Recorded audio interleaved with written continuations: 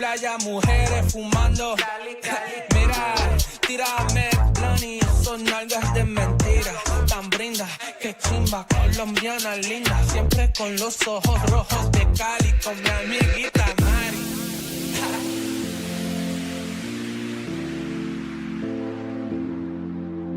My head's in the clouds, can you bring me back down, boy? I need it. My head's in the clouds, can you bring me back down, boy? I need it. Need it. Need it. Need it.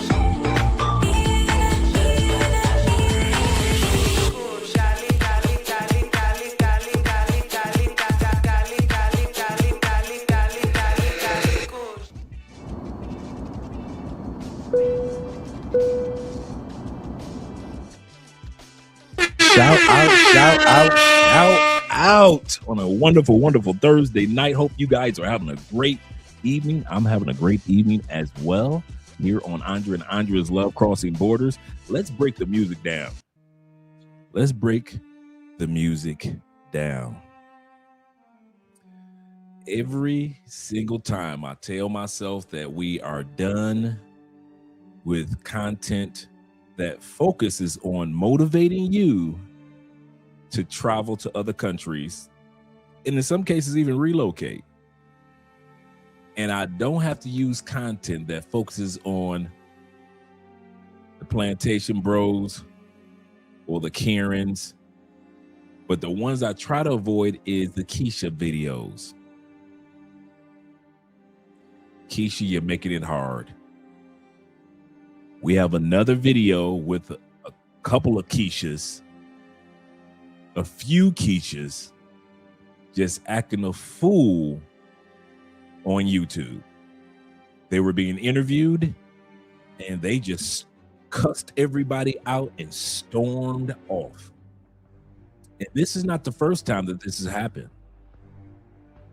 So I ask you, is the myth of the angry black woman, is it correct, or is the angry black woman actually extinct? Is it just fake? Is just social media? The angry black woman never really existed. It's just folklore. We're going to talk about that tonight, because for some of you guys that decide to stay on the plantation, you got to realize you're going to be choosing from among the angry black women. Not all black women, so we're not talking about all black women, but there are enough angry black women that you might make the mistake, fall in love with one, have children by one. And so we're going to give you some warning signals tonight as we watch these ladies portray themselves on these panels and on these interviews. Shout out to all you guys here. Now let's get back to our regularly scheduled music. Shout out to all you guys. I'm having a great night, guys. I'm so excited, I just can't hide it. I'm about to lose control, and I think I like it. Shout out to the Pointer Sisters for that one. I'm so excited, I just can't hide it. I just can't hide it. I'm about to lose control, and I think I like it. Shout out to our brother Will, numero uno, with the super chat right out the gate. He says, salutations, Andrea and chat family. Smash the like, subscribe to the channel, Support the Children's Cancer Hospital. Yes, sir, guys. All super chats and PayPals will go towards the Children's Cancer Foundation. I'm not all super chats, but all cash apps. Sorry, all cash apps and all going to the PayPal. You can see it going down at the bottom of your screen. Will support the Children's Cancer Foundation for the month of December and the first week of January. Our goal is 2,000. Andre and I have put forth the first 200. You guys have been putting forth quite a bit as well. And so thank you very much in regards to the donations. Last year, we were able to raise over $4,100 to go towards the Children's Cancer Foundation here in Cali, Colombia. So we appreciate that, guys. Shout out to my brother, David Dice. Yes, sir. And happy holidays. Yes, sir. Happy holidays to all you guys getting ready for the holidays. And shout out to my brother, David Dice, being in the building. Shout out to you, Dave. He said, after last night live, he said, I'm good on this 24/7. Oh my gosh, man. I'm sitting back thinking like, no, this cannot be. Say it isn't so. Well, tomorrow's live stream is going to be a great one. We got an interview with our brother Jalen, who actually opened up a rooftop, excellent rooftop Airbnb in Cartagena just recently. And I'm talking about a beautiful one. So we're going to be interviewing him. It's great to see veterans taking their monies and investing it in the new countries in which they're in. This one just so happened to be Cartagena, Colombia. So tomorrow we will be doing an interview with our brother Jay. He will be talking about what's going on in Colombia, what's going on in Cartagena. We're going to talk about all these things, then between the Pookies and the Ray Rays and all that takes place that you may not hear about in Cartagena. We're going to hear from a guy that's been living there, one of our brothers that's been living there for quite a while. So tomorrow night, make sure that you guys are here to get any questions answered in regards to Cartagena and his new Airbnb location. I saw it being built brick by brick because he was posting it on Facebook, and now it's open, and it looks wonderful, guys. It looks wonderful. And for those that like to bring your lady friends, he's going to be discussing that as well. So shout out to all you guys, and shout out to our brother Jay and all the guys in Cartagena. So we're going to be talking about that mañana. But as for tonight, shout out to my man Big in the building. Hello to you too, brother. Numero dos, number 2.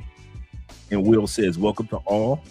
Shout out to my brother Simple Logic, always here, always showing some love. Greetings from the BA boys, the BMV boys representing. Yes, sir. Appreciate you, brother. Glad to see you here. And my fellow neighbor, T-Mac, the Medellin boys, representing the Medi heads, representing the Medellin boys. Glad to see that you're here.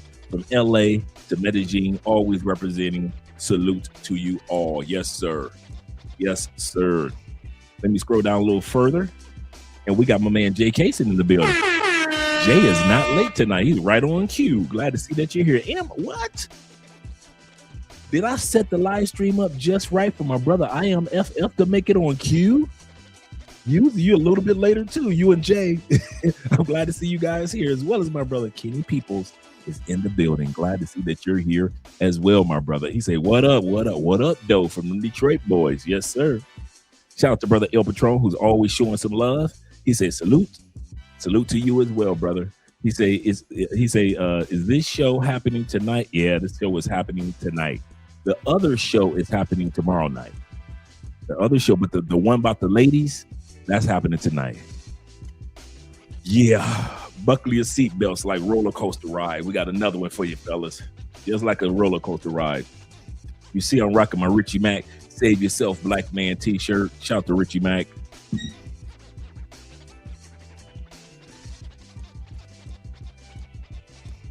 Save yourself, Bachman. Save yourself. Yes, sir. Shout out to Richie Mac with the t-shirt line.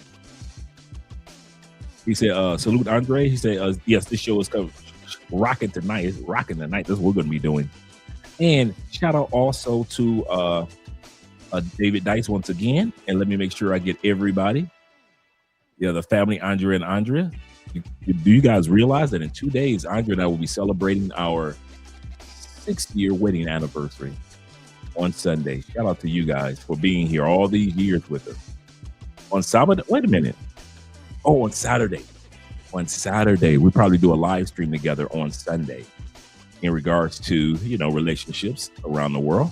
But on Sabado, I'm thinking today is Friday, my bad, for a split second. He said, honestly, after last night's live, he said, I'm good on the average black woman, just tired, bruh. And this video that I'm going to be showing you guys has gone viral over the last couple of weeks. It has gone viral. And I feel like you guys, I am, shout out to my brother, Black Chairman in the building, as well as Raymond. He said, I like that shirt, Andre. Yeah, I got this at the Conclave with Richie Mack. Got the brother with the passport on it.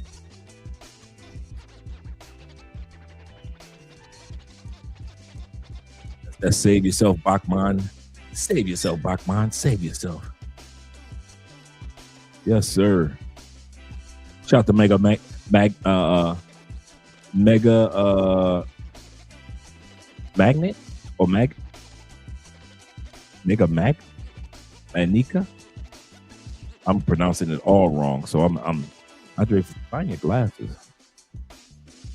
Shout out to Mega being in the building. Shout out to you being here, brother. El Patron said the AWS is AI sent to destroy Chewbacca. He said the AWS is AI sent to destroy Chewbacca. Shout out to Chewie and my boy Theo Wolf. Shout out to Theo Wolf and Chewie. Yes, sir. Shout out to man Raymond, Mr. Turner in the building. I really need to go find my glasses. He said, good evening, Andre, and good morning to the other brothers. Yes, sir. The brothers on the other side of the world. Good morning to you guys. He said, evening, Andre. Evening, Andre, and my brothers. He said, let's continue to being the men that the world respects. Salute to you all. Yes, sir. He's absolutely correct. We have to have some type of decorum about ourselves. Yes, sir. And Mr. Sagner being in the building. Saying what's up to all. Yes, sir. The video is about the black lady who called the black. Yeah, bro. That's what we watching tonight. Yeah, bro. That's the one we watching tonight, man. The sister, she just snapped, man. She came in like kind of calm, and you like, okay, cool. Then she started talking about how much she loved a white man. You like, oh, okay. And then she said she went back to the brothers after the white man. And yeah, you about to hit some mess, dude. This video has been going viral like the. Yeah, shout out to Richie Mack. Make sure you guys go to Richie Mack website or to his YouTube channel. Click the link and you'll be able to get your Save Yourself Black Man t-shirts. Yes, sir. Make sure you guys support Black Male Media. And shout out to my brother Crypto being in the building. Crypto Dragon Emperor being in here. Yes, sir. And No Limit. No Limit is in the building. He said, what's good, Andre? He said, been a minute working until I visit Peru in January.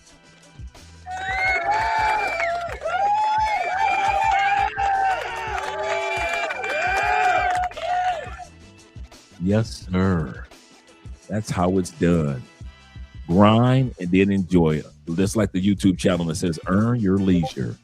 Earn your leisure. Shout out to our brother Kenny People being in the building as well. Since when the average black women being rich and fuck. That's what they claiming. We can only go by what they're bragging about. We cannot check their bank accounts. But I guess money doesn't mean that you're going to have class. You can have the money in the bank account. And she spends more time on this video bragging about what she has and what she's done. And you're like, okay, we're happy for you for being an adult. Shout out to Chat with Chan. Shout out to Chat with Chan. First time I'm saying this one. Shout out to Chat with Chan. Welcome to the family, brother. I haven't seen you in a minute. Yeah, it's been a while. Chat with Chan says it's good to see that you're doing well. Good to see you as well, brother. If it's been a while, man. Wow, glad to see that you're here, man. He said the T-shirt is showing a brother running from the big, for the big girls, big girls. He's got his passport.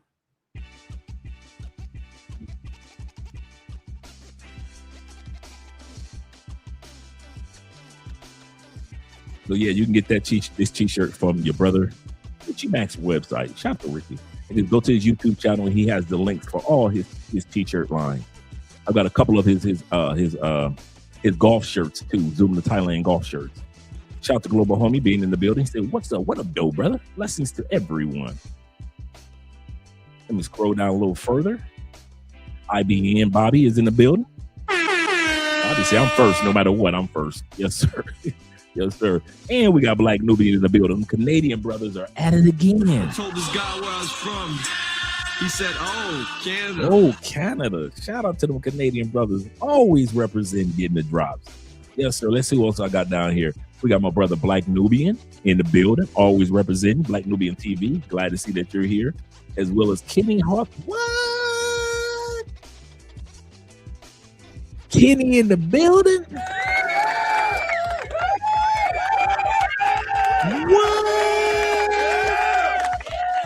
What have we done right tonight? Our brother Kenny is in the building. Shout out to you, brother Kenny. I need to make sure I send the link to Ronin Travels too. Because I know it's morning where he is, so I need to make sure I send him over the link because I didn't see him in here. But we got 44 in the building. Click that like button. We like you. Make sure you like us too. Glad to see you guys and you guys that are sending over to the Cash App for the Children's Cancer Foundation. I will be reading those a little later, as well as on the PayPal. Shout out to you guys. But yeah, shout out to my brother Will H. been in the building. Mr. William H. Money himself is here, gentlemen. We're about to get started, guys. It won't take us too long to get started. Now, as I was saying, let me turn the music down just a little bit. Actually, let me change it from the intro music. Okay, as I was saying, this video was going viral everywhere. This is the funny part. Throughout the video, you're going to hear her talk several times. Like, you're not going to show this video. You're going to edit this, right? You're going to edit this. You're not going to show this video. And the host is like, no, I'm not going to show this video. But when she snaps, as you could tell, he put the video on his channel anyway. And I'm going to drop the link to his channel so we can support him. But it's crazy how things could just get out of hand. And that's why I asked the question for all you guys that have decided to stay in the States, which is nothing wrong with that. But do people be prepared to answer this question? Does the angry Black woman still exist? Or is she going extinct? Are Black women becoming angrier and angrier, no matter what the reason or cause? Or are they starting to simmer down and become the queens that they claim to be? Either way, those questions will be answered. Tonight. Shout out to Kenny Hawthorne with the $5 super sticker. My neighbor here in Cali, Colombia. He's always here. He's always in the States. He's living his life. Shout out to my man JL being in the building. He said, "What up, though?" Yes, sir.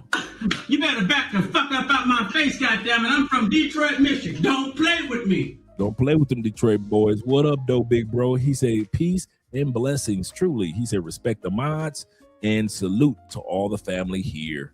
Yes, sir, gentlemen. Salute to all of you. Salute to all of you. Yes, sir. He said, "No, the Black women," he said, "like old school Hulk." Just ain't, bruh. I don't know if it's just me. I miss old school Hulk. You shouldn't have brought that up. I remember Hulk in the 70s in the comic books and in the 80s in the comic books. Hulk didn't need no lines.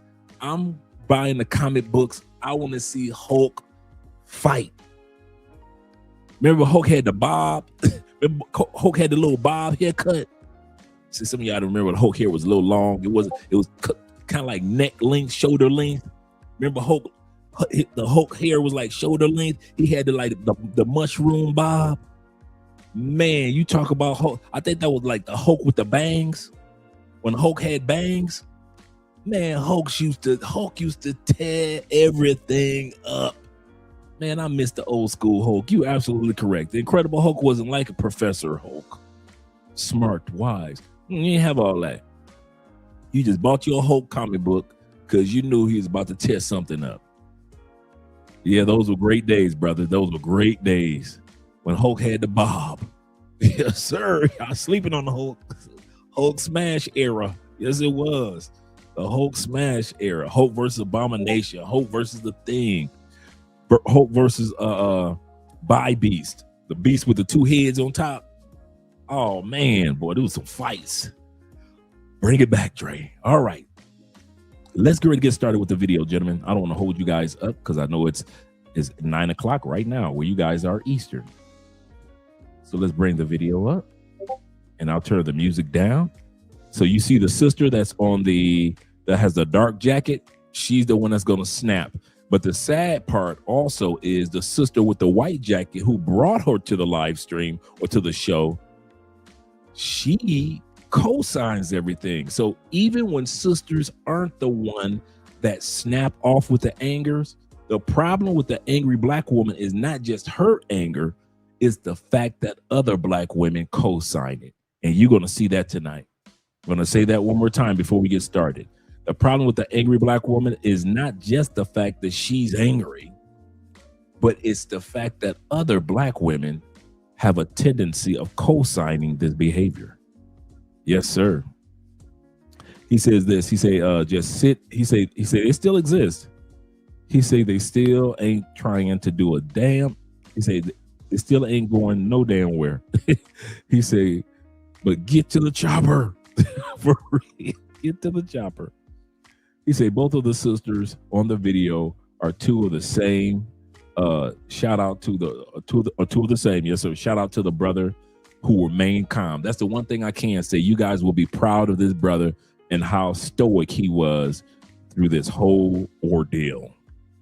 Let's get started. I promise you, I'm ungovernable. First of all, you smell funny, right? I smell funny? Yes, you do. You smell funny, and the that I with, you can never touch. Even the with you lame ass. Are you serious? Get the out of here. Yes, I'm single. Why?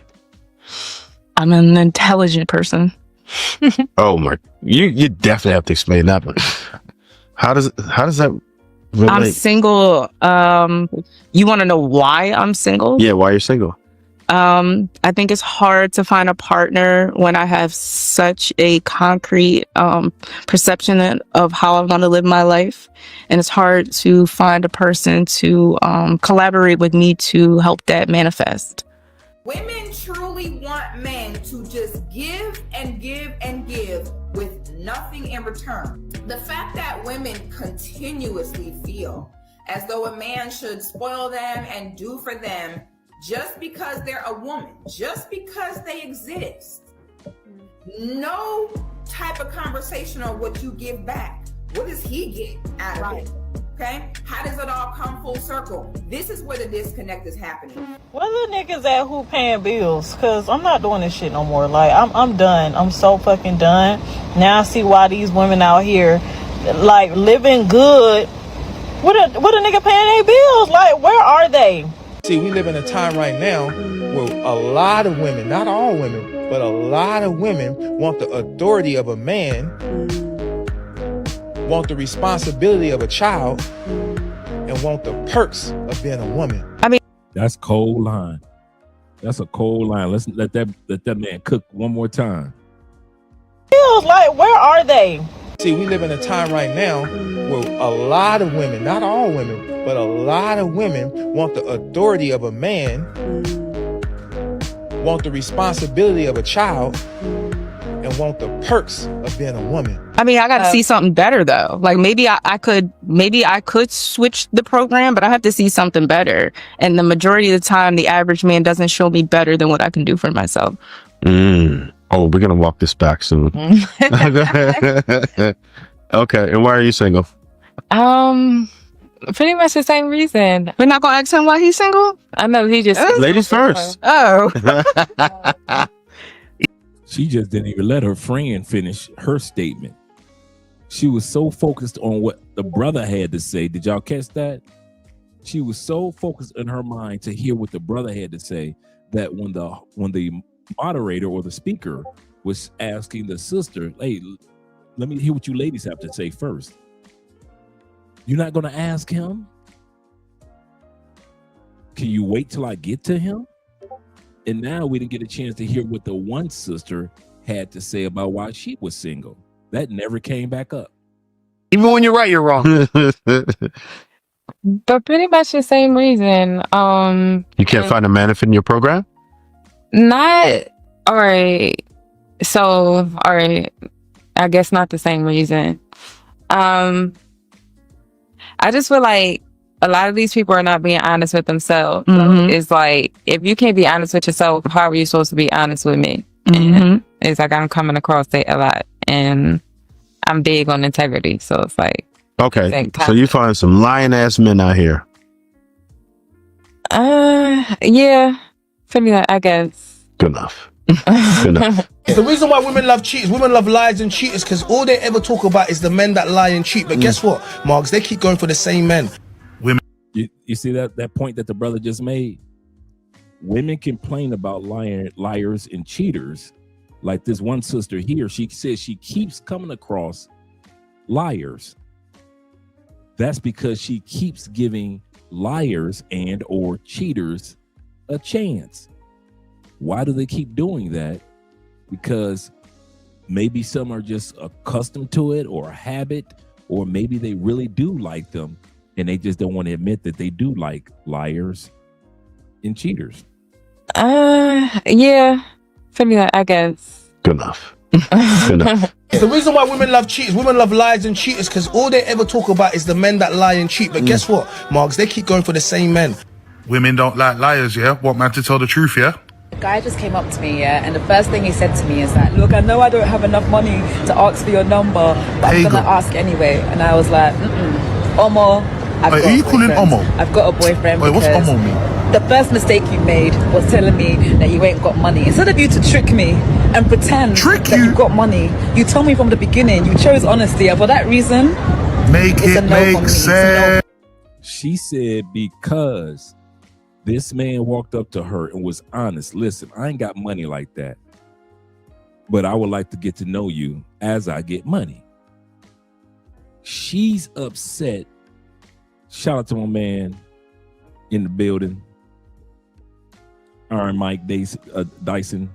Glad to see you here, Mr. Dyson. She's upset. Yeah, right. These broads washed. She's literally upset that the dude did not lie to her. I'm going to play this lady again. She's upset because the man did not lie to her and pretend like he had money. And you know how we do, man. If we gonna lie, we gonna get the coochie.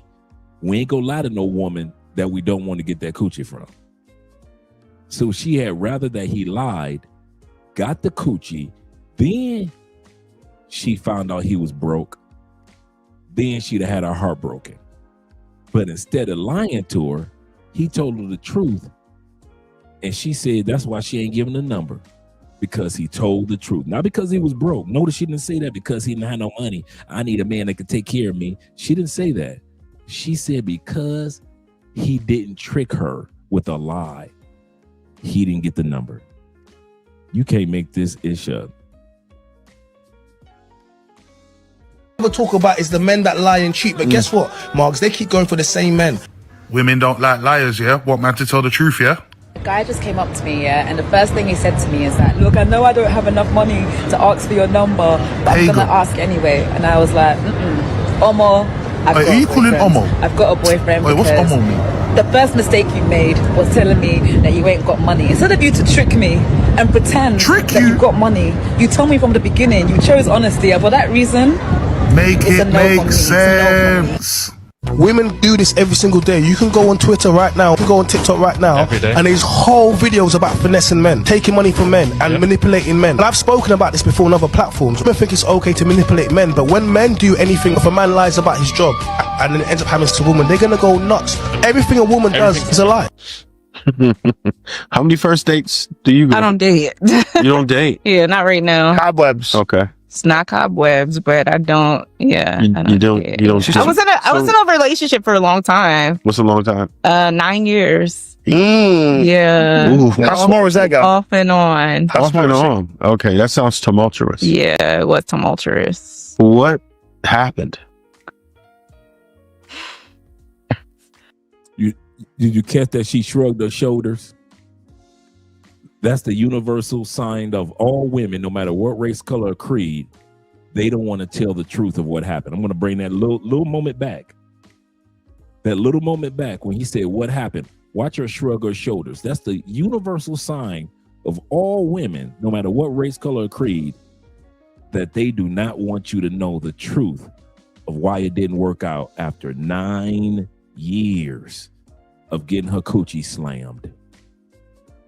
Just imagine, she got her coochie slammed for 9 years.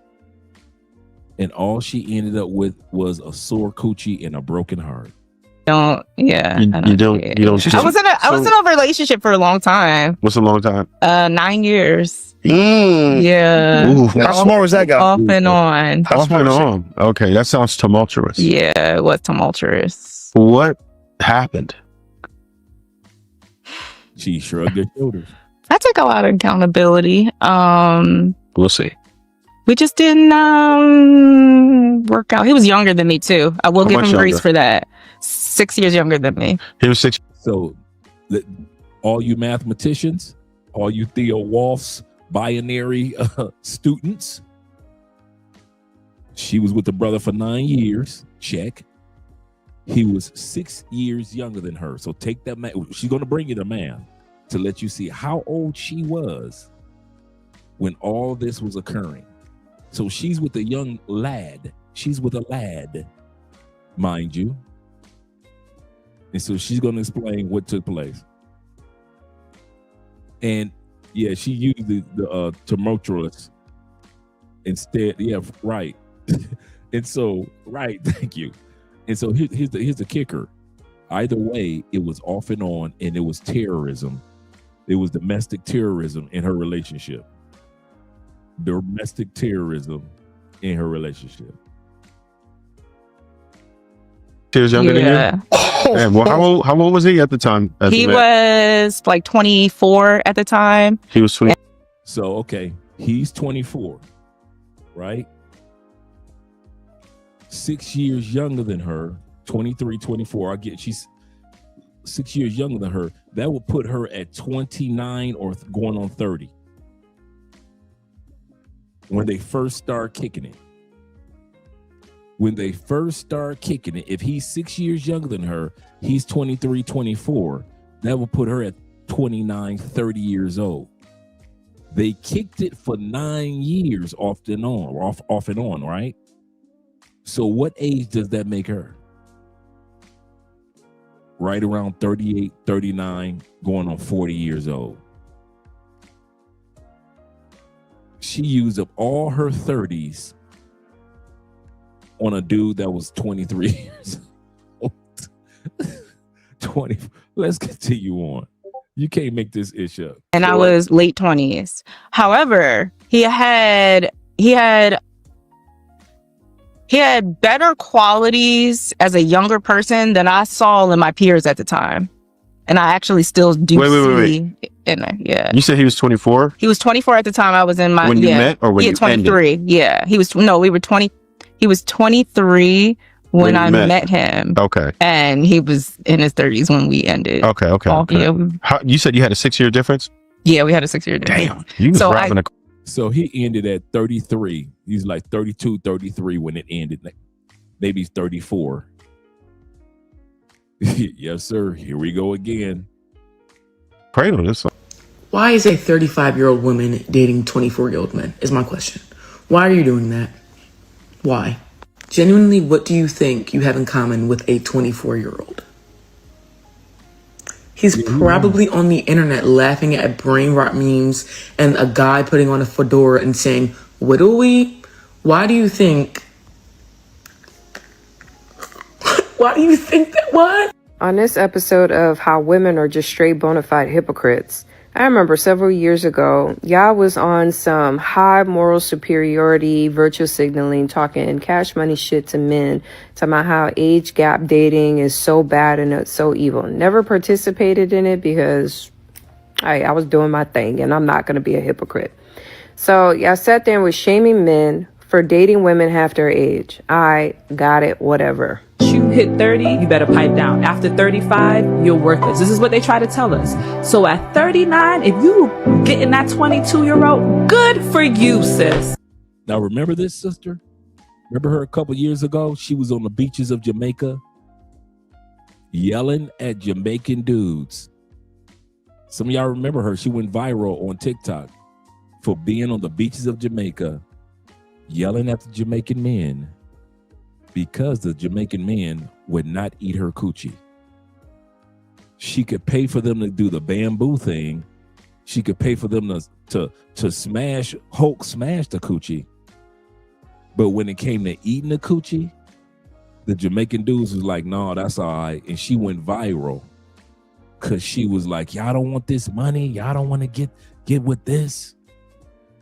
Y'all don't want to get y'all green cards. Y'all better eat some coochie. That's this sister right here. The exact same one that was telling Jamaican dudes, eat some coochie. Not her, but this one right here. We're still popping. Let them know. I don't think that that's okay. I understand that there can be age differences, but when it's that egregious, that's a problem for me. It's like maybe, yeah. So I vibes. did give him, so that explains the time, because I was giving him some like time to like do his thing or whatever, and it was a good type of relationship for me because it was like it was kind of arm's length too. And how long did the relationship last, you say? Off and on for about 9 years. 9 years. Okay. And when did you end it? Recently. Like less than a year ago? Yeah, less than a year ago. She just gave out. Now, mind you, I want you guys to read. Don't just listen to what she's saying. Hear what she's not saying also, gentlemen. This is a 24-year-old young man, right? In the prime of his intimate lifestyle. Remember, she said it was off and on for 9 years, not a solid 9 years. I would bet anything she was his jump off and sugar mama for 9 years. Meaning he was 24 dating this chick, dating that chick, dating this chick. But whenever he wanted a sugar mama, he could always, hey, big head, and she would be right there. If you think I'm just spewing something out, another thing that's not being said is going to show up, and you guys are going to be like, that makes sense, Dre. The reason why it was off and on, I bet you it wasn't because of her. I bet you because he was living his 20s and she wanted to come along for the ride, no matter how she could get it. She probably was catching him with all type of young chicks, but she wouldn't let go. She probably was catching him going here, going there, but hey, he's in his 20s. She wouldn't let go. So yeah, I believe that's what probably happened, made this off and on for 9 years. He said in the 90s that she had to do that Jamaican man, they would have dealt with the way she was acting. In the 90s, they wouldn't, because those Jamaican brothers were just kind of on a video. If you guys saw that video where the one light-skinned sister went viral for asking Jamaican men and yelling at them about eating some coochie, them dudes were looking at her like she was crazy. It was like 4 or 5 of them off the beach, and they were looking like, what is wrong with this woman? And she's just yelling about getting a green card and you don't want no money and blah, blah, blah. I'm like, man, sister, slow down. Oh, you got that Pierce Corner. Let me know which one you got. Jay Casey, let me know the title of which one of the Pierce Corner Vanilla Bombs that you got, brother. Shout out to you. Yes, sir. Yes, sir. Let me know which one. Let's go back to the video, gentlemen. Better age. I got all the information for you. Those are good at math. There you go. You're Yeah. welcome. So, yeah. But all right. So I get that part of it. So you said you take accountability, and Yeah. you're saying it was the age gap. I For the think it most was part. the age gap. Yeah. You wanted a lot more. Yeah. By the than time he got to a point that I felt like he should have been at, he wasn't there. Like he didn't meet that mark. In other words, it wasn't just economics. She was hoping that he would get done sowing his royal oats by 30. She was hoping that, okay, I'll play the side chick, I'll play the sugar mama, I'll do all that. I'll let you have your women, even though I don't like it. I'll keep on coming back to you. I'll keep on letting you call me, hey, big head. I keep on letting you call me, right? But she probably felt by the time he hit 30 or 31, that should have ran out of his system. A lot of times women will hang around in our lives thinking that if they hang around long enough, and I mean this, guys, a lot of times women will hang around in our lives, especially when we're younger, and assume that once we mature, our maturity belongs to them because they hung around us during our immaturity. Put a 1 in the comment section, because I can do this, that you had a woman or women in your life that assumed that your maturity belonged to them. They hung around you when you were young, wild, or when you were broke, or when you were immature, whatever it was, when you were a party dude, and they stuck with you off and on or all the way through. And they assumed that once you matured as a man, that you weren't going to get your passport and leave. No, your maturity belonged to them because they hung out with you while you was going through jails, when you was on probation, when you had a baby mama over here and a baby mama over there, and then all of a sudden, while you were going through college, while you were in the military. They figured if I stick with him while he in the military, once he gets out, that post-military maturity belongs to me. They automatically assume if they hang around long enough that we automatically owe them or belong to them. Let me see what you guys have to say. I put a 1 in the comments. Thank you very much, guys. For real. Thank you. I know I'm not the only one. Shout out to my brother Ronan. Salute to you as well being here, brother. Good morning. Yeah, they actually think that once we mature, either the women in our race we owe because we're black, or the women in our neighborhood, you from Detroit, I'm from Detroit, like I owe Detroit or something, Detroit women something. Or in many cases, there are women in the United States that think because you matured, you're not supposed to use your passport. You're supposed to use your mature money, your mature mindset, and your mature masculinity only in the United States. They really believe that you owe American women. After all the hell you put them through when you were immature, you owe us. Gentlemen, we don't owe anybody but the Lord. Other than that, no. We don't owe them anything. We matured. Thank you for being there with me when I was stupid. Thank you for being there with me when I was immature. I didn't know which direction I was going to take life. Thank you for being there with me. How many times have they fussed and cussed when they stuck by you for 7 years, and then you married another good woman in 7 months, or you had another girlfriend in another country, and you treated her with the faithfulness that nobody ever saw while you were back in the States? You don't owe anybody anything. I just want you guys to know that. And that's how she's trying to sell this young man, as if he hung out for the 9 years. She hung out through the ups and downs, the tempestuous times.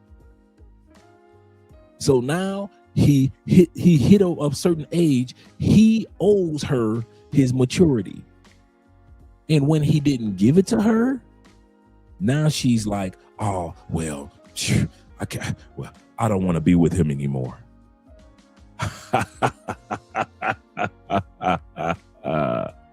You got the Rafakat. Let's see. Let me grab it real quick.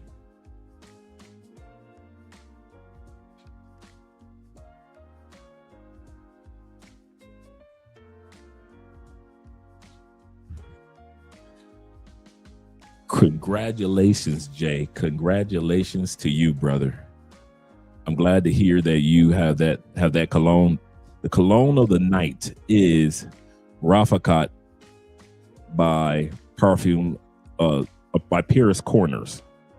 Rafaqat is a vanilla bomb, just like the brother just said. And it's spelled just like it said, and it's pronounced Rafaqat. And it is a clone of YSL's hard to find Baby Cat. When Baby Cat came out about a year and a half ago, you could not find that cologne anywhere. I'm in Paris. I'm in Paris. You should be able to find it in the cologne capital, right? Me and Andrea going from mall to mall to mall.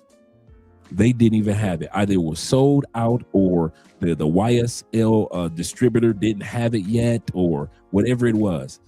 I found out about Rafaqat. Bruh, if you ever want a nice vanilla bomb that smells extremely masculine, it almost smells like a nice little drink as well, you want to get this. You see my bottle. I've had my bottle for a year. You see it's almost gone. You see my bottle's almost gone, so I'll be putting dents in this one. This is an excellent date night scent. Excellent. Man, that. You know, sometimes I'll be talking about a cologne, then I spray it, and then I remember how good it actually is. Oh my God, that's good. And there is nothing, and as Jay Kaysen can attest to, there is nothing feminine about the scent.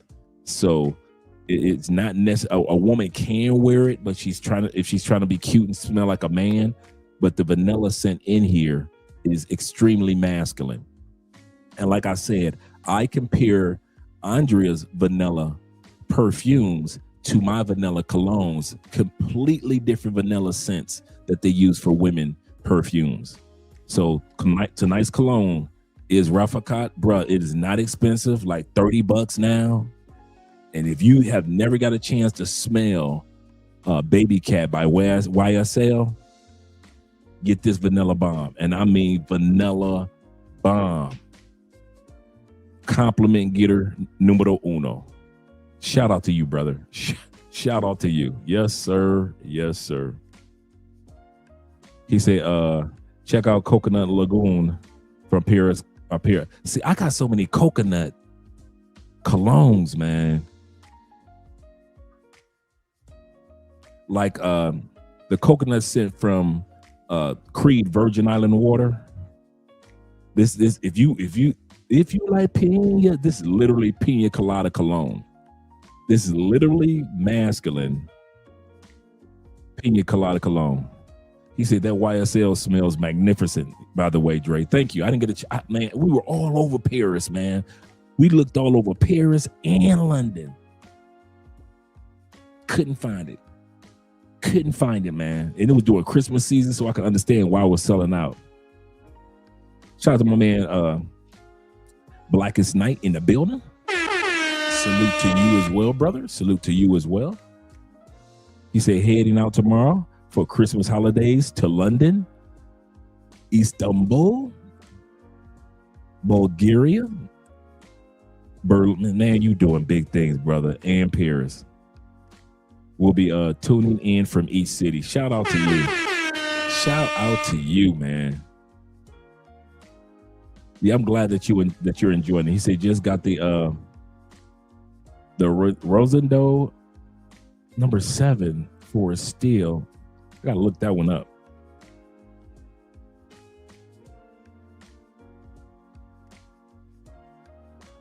Mantra number 7. And the crazy part is I probably have it too, but I probably just didn't remember. Okay, cool. Let's get back to the video, gentlemen. Hearing the madness that this woman is speaking. Let's get back to the video. Okay. And I realized it wasn't about his age. This is just the type of person he is. Right. That happens. Yeah. Some people are just not ambitious. And Yeah, and it took me a really long time to figure that out. Were you and I trying to wasted a build it lot of there? time. I wasn't trying to build because he was already at a point. He was already at a point. What does that mean? He fit where he was accomplished to be a young person, but then he hit a cap and just didn't do anything after that. Does that make sense? It does. It does make sense what you're saying, but it doesn't make sense to do that. And Right. I'm not excusing it. It doesn't make sense to do that, but it was the yeah, and situation. maybe you didn't know, and that's fine, right? We learn sometimes our parents don't prepare us for what relationships are supposed to be like, right? Yeah, I guess so. Mine didn't, right? I ran into a buzzsaw. I had a lot of bad things happen to me before I found my way, so I could understand that I've made several mistakes. And the one thing that I've learned, the most valuable thing that I've learned, if you can't bring happiness to someone else, happiness comes from within. Absolutely. And you can't motivate someone. Motivation comes from within. I learned that a very hard way. And I think that's a mistake that a lot of young ladies make. I'm glad you were at least transparent enough to say that you were the complete cause of that, because men do cap out. One thing I always refer to is a bell curve. So if we were talking about incomes or something, what would be acceptable for you? I mean, I'm not going to say like you have a number because you very calculated. You have a plan. At this point, you have it. You could say I it's just okay. want somebody You to won't be able to. Yeah, but you know what that lifestyle brings. Just bring the number out. Don't do it. Just go ahead. I mean, like, all right. So I prefer black men, Got it. And the average is what? and I understand that black men don't low to earn mid-40s. the Yeah, way low to that mid-40s is the everybody. average. Yeah. Yes. So I would, my last partner was a black man, and he was like upper 90s because of the science and stuff like that. But like, Wait. So why is that stuck though? Wait. Yeah, there's a lot of that math ain't math. holes in here. He was in the 90s, like 90,000. he might have Around Was it 90? somewhere around there. Somewhere Maybe. around You know that. how much you made too?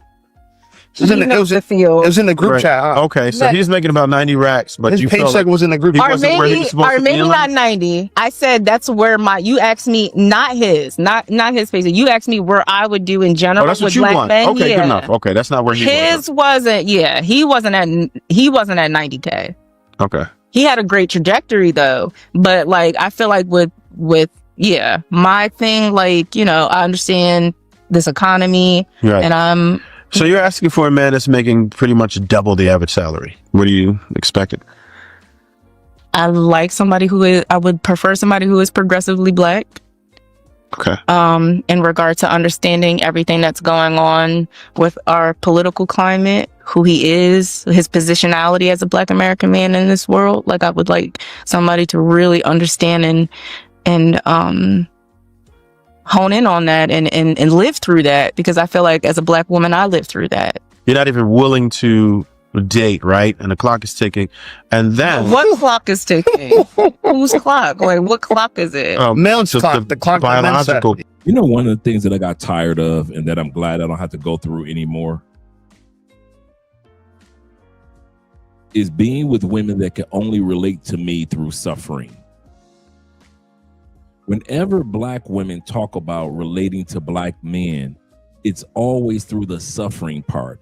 I need somebody that can relate to me because of the political landscape and because of our historical ramifications that took place, and because of it's always the problematic part of being black that somehow, some way, women think that's the only way that we can relate to each other is because you were a victim and I was a victim. I don't miss that. I know some of you guys are dating women that are of different cultures in other countries. And I know some of you guys that are dating sisters in different countries. And they don't expect you to understand their version of suffering. They just like you maybe because you're a brother, and culturally you can relate to each other as far as complexion. But as far as, let's put it like this, and maybe you guys can relate to this. before I met Andrea, the few Afro-Colombian sisters that I dated did not expect me to relate to the plight of the Afro-Colombian. They never expected me to understand what's going on, why this is not happening, why they're behind in this. They never expect me to understand the victimization that takes place among Black people in certain countries. They never did that. They never came to me like, I like Andre because he can relate to the Black Power movement.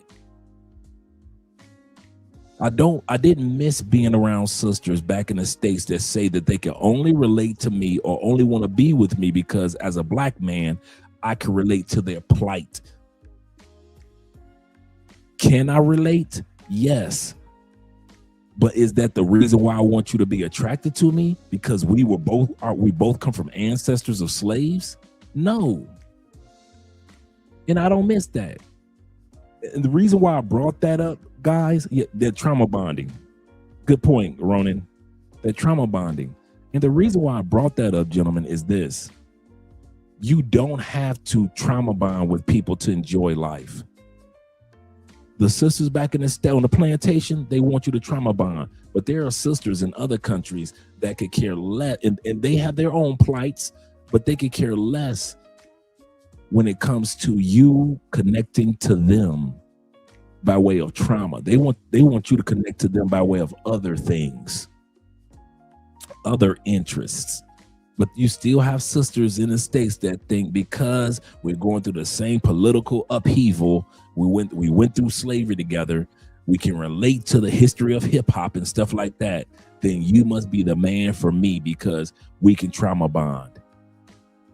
And you shouldn't be with a white woman because she wouldn't understand your trauma or you talking about victimization. I have never got with a sister in the States because she could understand what it's like to be stopped by police officers in a car. I got with that sister because that ass was fat. If I'm Hulk smashing some chick, I ain't smashing some chick at 4:30 in the morning in the States and then roll over and looking at her like, thank you, baby. You know what it's like to be discriminated against. Never, not once. I ain't never got no coochie and thought about the civil rights movement, right? But these sisters would try to tell you, yes, trauma bonding. Thank you, Theo. Once again, trauma bond. He said, you trauma bond in my class. Yeah, this is true. Are we going to make it together, brethren? Shout out to Theo being in the building. But trauma bond, man, I never was that type of dude. And I don't think a lot of you guys are like that. I don't think you guys were sitting back, I'm gonna go and get that coochie because she was telling me about the Harlem Renaissance.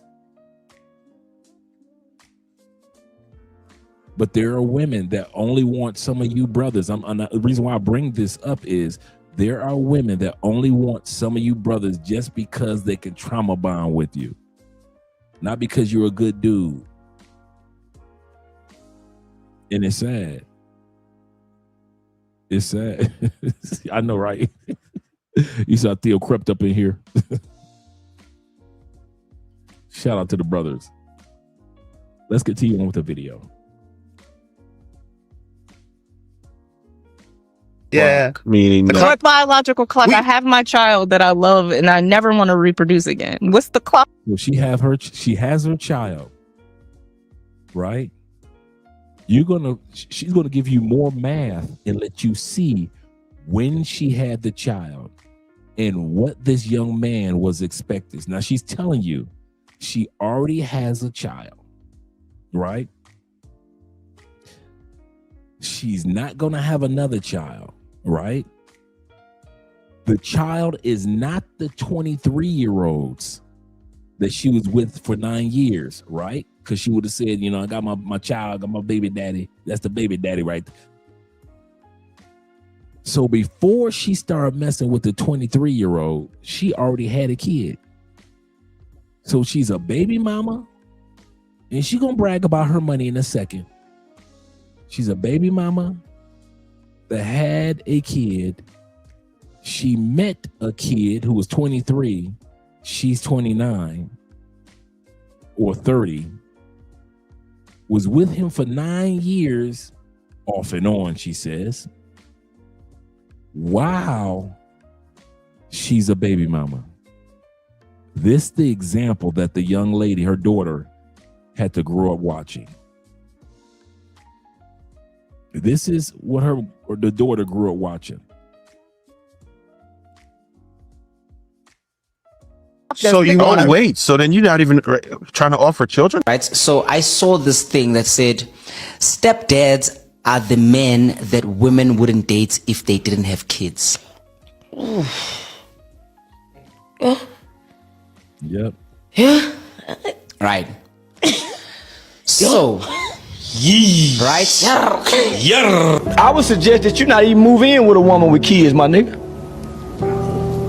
Because, nigga, they gonna work against you. And when she get mad enough, she gonna remind you that these aren't your kids. You cannot put your hands on somebody else's children. I seen that happen firsthand. Nigga, you don't come into no motherfucking household trying to play stepdaddy. You come into the house being a man. You don't come trying to play stepdaddy, my nigga. You say something to the mama. You don't say none of them kids. Because they're gonna resent you off you coming in this late in their life. I think men have awakened, right? Men don't want to come into a woman's house and raise another man's child. So the stepdad comes in. The stepdad got to play easy because it's not his house most of the time. It's not his car most of the time. So when when he see the kid doing bad, he can't really say nothing because the female will check him about saying something to his kid. That's why everybody is depressed. Everybody's doing, you know what I mean? Like kids are all out of control. Everybody's on welfare. It's a bunch of kids in the foster system. Why would you bring more in there for some man's ego? Got it. Now, once again, as I hear women complaining about the plight of society, the way children behavior, right? And they try to make you guys feel guilty about fatherlessness, right? About fatherlessness. Children do, as I said before, children do not pick up their habits from the missing parent. Children pick up their habits from the present parent. Don't you ever forget that. I don't fall for that plight of it's only fatherlessness that's got all these men incarcerated, that's got young men only reading at the 4th grade level, that's got so many young women in the streets. It's because of fatherlessness. No, it isn't. The habits are picked up by the parent that is present. Anything that happens to a child, for the most part, they learned those behavior patterns from the parent that is present on a daily basis. They did not learn those habits from the parent that wasn't present. But society will try to make you feel guilty because, like Kevin Samuels used to say, pressure is made for shoulders, not for hips. So it's easy for society to attack males in every way than it is to attack females because they're supposed to be so docile and innocent. And why would we tell the world that there are deadbeat mothers more than there are deadbeat dads? Why would we say that? That can't be true. Mothers who give birth can't be deadbeats.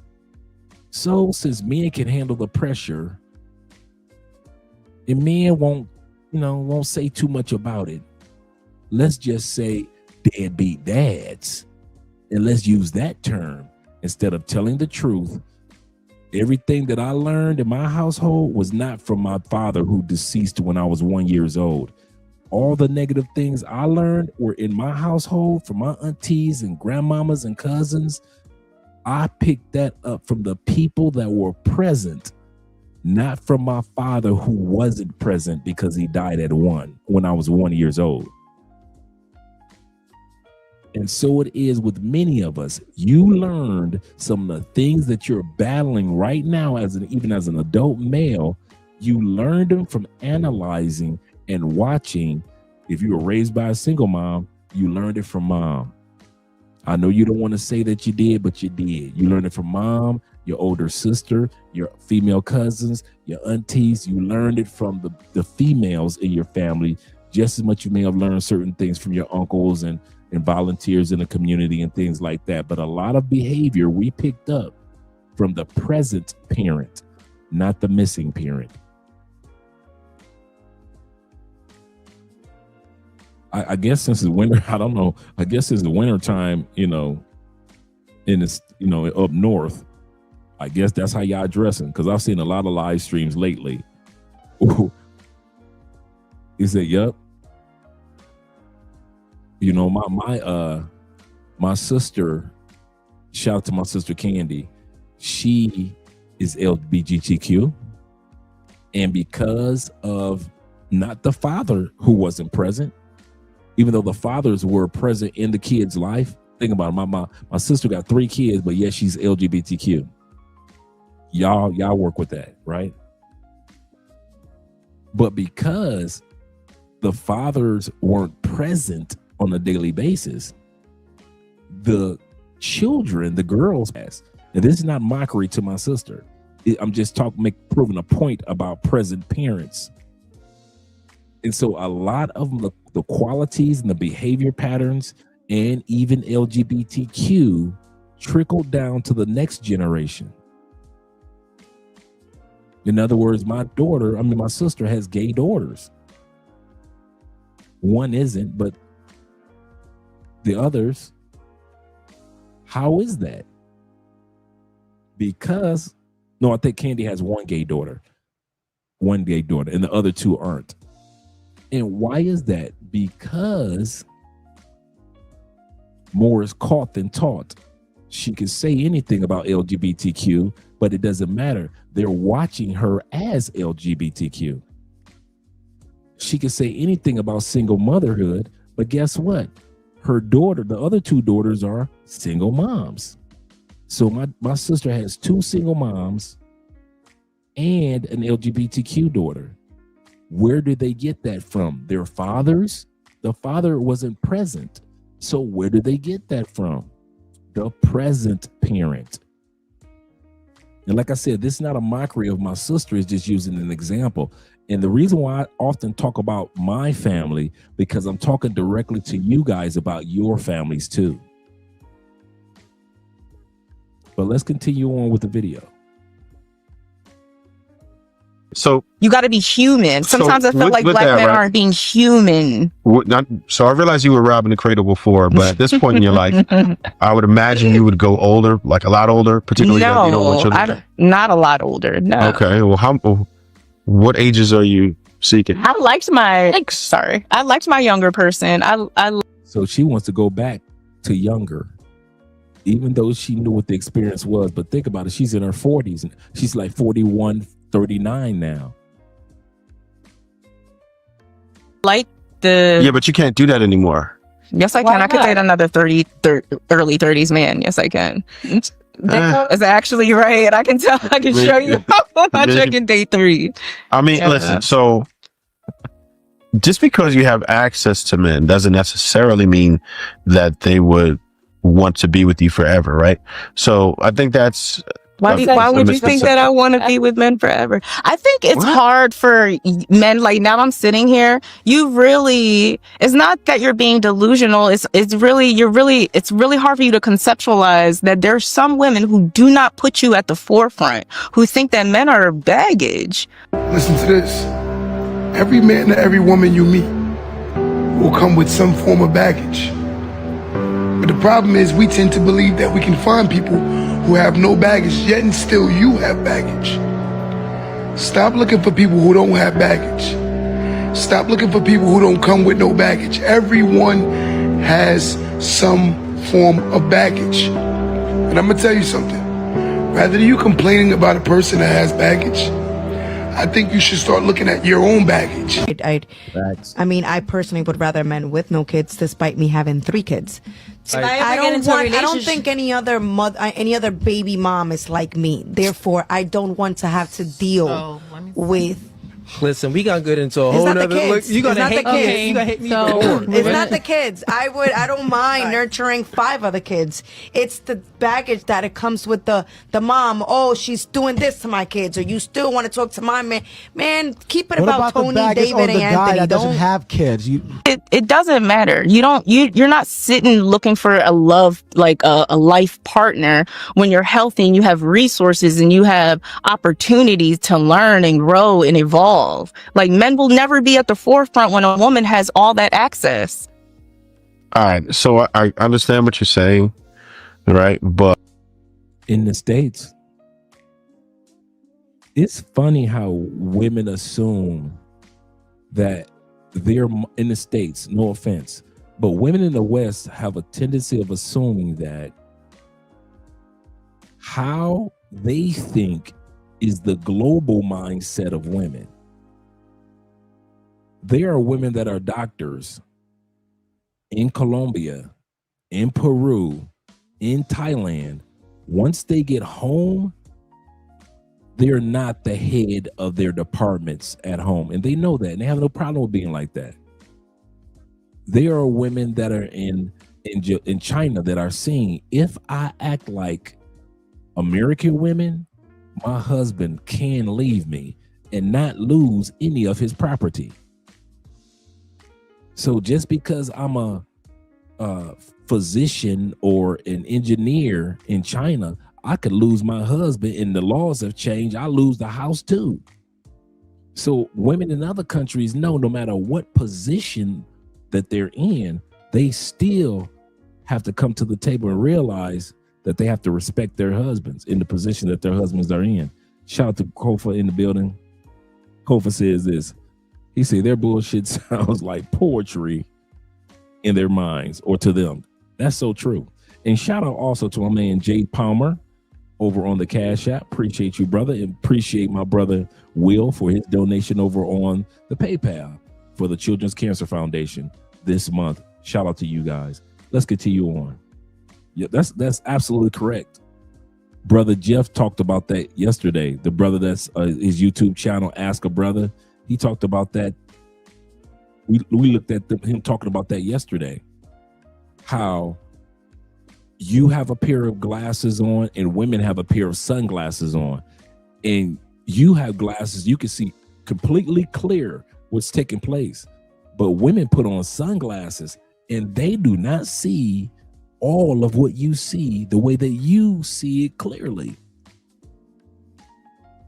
You see the scenario. This woman had a child, baby mama, saw a 23-year-old young man, was dating him off and on for 9 years, actually expected him once he got mature to be with her, but he didn't want to be with her. She's going to talk about when she ran to the white man and all that. Let's continue on. But that's not the majority of women, right? I realize that there are some like that. I've interviewed hundreds of women by now. And I've spoken to many women like that. It's picking up. The wheels is turning in a lot of girls. A lot of young women too. Like, you see this new movement. I think young women are even more hostile to me. Like, you know what I mean? They not playing no games. They run a tight game. Strict. They run a tight game. It's strict. Check it out, fellas. And I'm going to bring this back a little bit for you guys to hear what she's saying. Young women aren't getting married. True. Young women are going to school in record numbers. True. Nobody's saying that these young ladies are sexless. They're having babies in record numbers too. True. And if you think that these young men in their 20s are frustrated because the women only want to have sex and not relationships, these young men in their 20s are not losing their minds. You ladies want to be liberated and you don't want to get married? You don't want a relationship, but I can beat your coochie up with the force of 1,000 Thors? And I'm only 26, 24, 27? Young men are not losing their mind. They are saying, listen, I will sex you down, Becky down the street, Magali. I'm going to say something. This is one of the best eras of just sexual intimacy to be a young man. When I was coming up, you got to be like you got to at least pretend like you want her to be your girlfriend. Now, these young ladies don't even want a relationship, but they will let you run through them. By the time they hit 21, they've been through 25, 30 dudes. So all this bragging that she's doing, yes, the women are running a tight ship. They don't want marriage anymore. They want money. They don't want relationships. They want ROIs. Got you. We understand that part. But while y'all not getting married, while you're not having relationships, you're still having sex, you're still getting diseases in the record numbers, and you're still having babies in record numbers. So yes, you're not having relationships, but dudes are still running through you like trash bags, just dumping inside of you. Rules it's not just something that's like, I understand that it might seem coveted right now, but I think it is a mentality that is growing immensely amongst women all across the board to decenter men and understand that they are not. This is hysterical, man. Yeah, I want you to keep going. I'll just have one more thing to say. Do you not think that this is going to be a detriment to men have to evolve. Forget the nuclear family. Then you have men have to evolve. How are you going to do society it? As a whole. I don't. Men have to evolve. How are you going to do it? If you guys have to die off because you don't procreate and no one reproduces with you, and then that. Well, no, that's not a thing anymore, right? Men have to die off. China already has robots that can hold a baby for up to 10 months term. So pregnancy robots could soon give birth to human children in a revolutionary breakthrough. China is reportedly working on designing a bot with an artificial womb, which will correct.